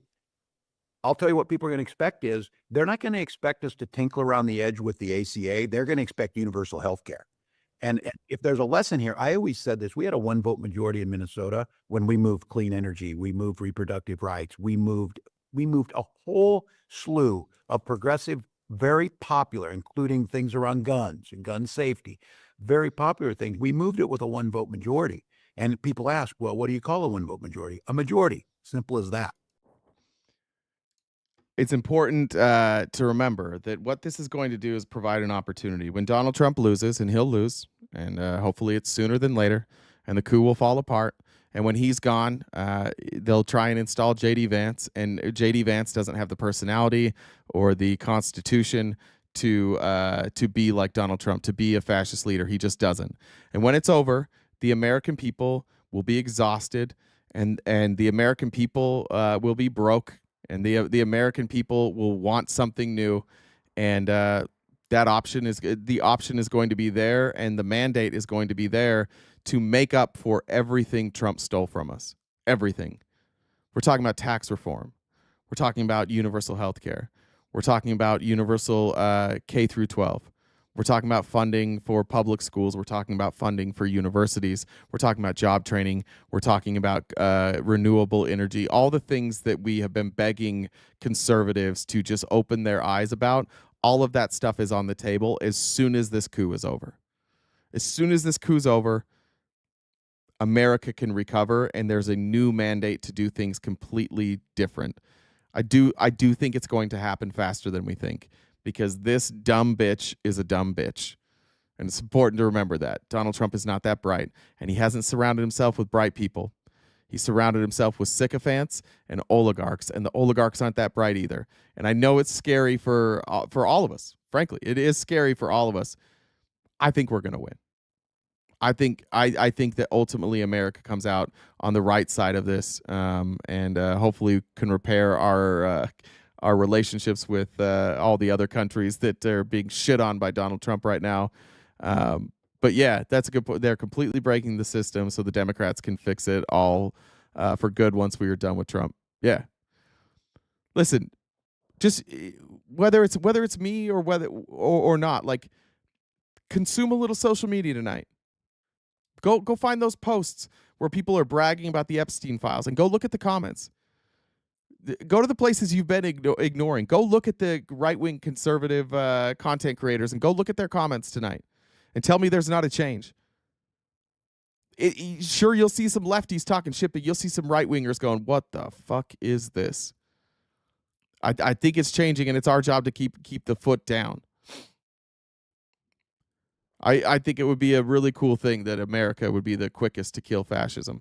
It's happening in Romania. Romania's saying no. Germany's saying no.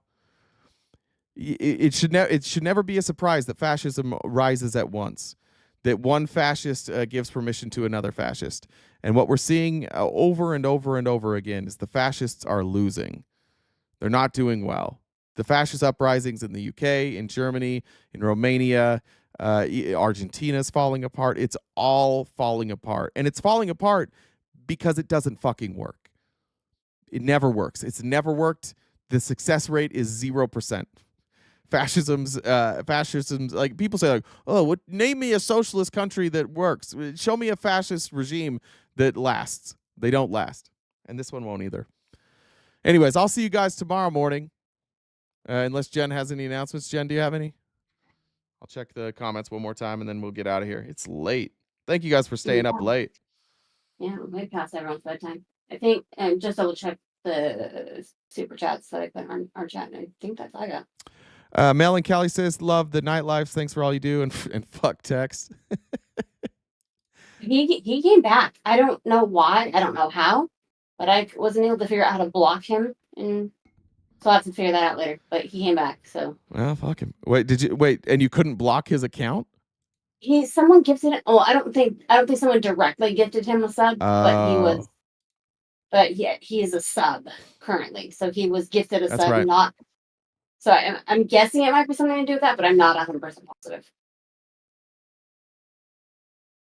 But I'll figure it out. All right. I'll block him. I mean, if I know how to do anything, it's block people. So. I like, Tex isn't talking to me currently. I told him, I was like, sorry, dude, you can't do Nazi salutes, and then I haven't heard from him. So he hasn't DM'd me, which I was kind of expecting that, but I haven't heard anything. All right, anything else? Nope. Thanks for staying up with us. And if you guys are watching this later, make sure you like it. And yeah, that's all. All right. Thanks, Jen. Thanks for staying up and dealing with all this shit today. And thank you to the moderators and research team, marketing team, everybody. Thank you guys for being flexible while my child pretends that she's dying when she just has the flu. I'll see you guys tomorrow morning, every weekday morning, 9:30 a.m. to 1 Pacific Standard Time on YouTube and on Twitch. Reminder, tomorrow is Friendly Friday. So if you've got some stuff you want to talk about, tomorrow is the day. We'll see you bright and early for some of you, around noon for others. Stay cute and cool, and have a great summer.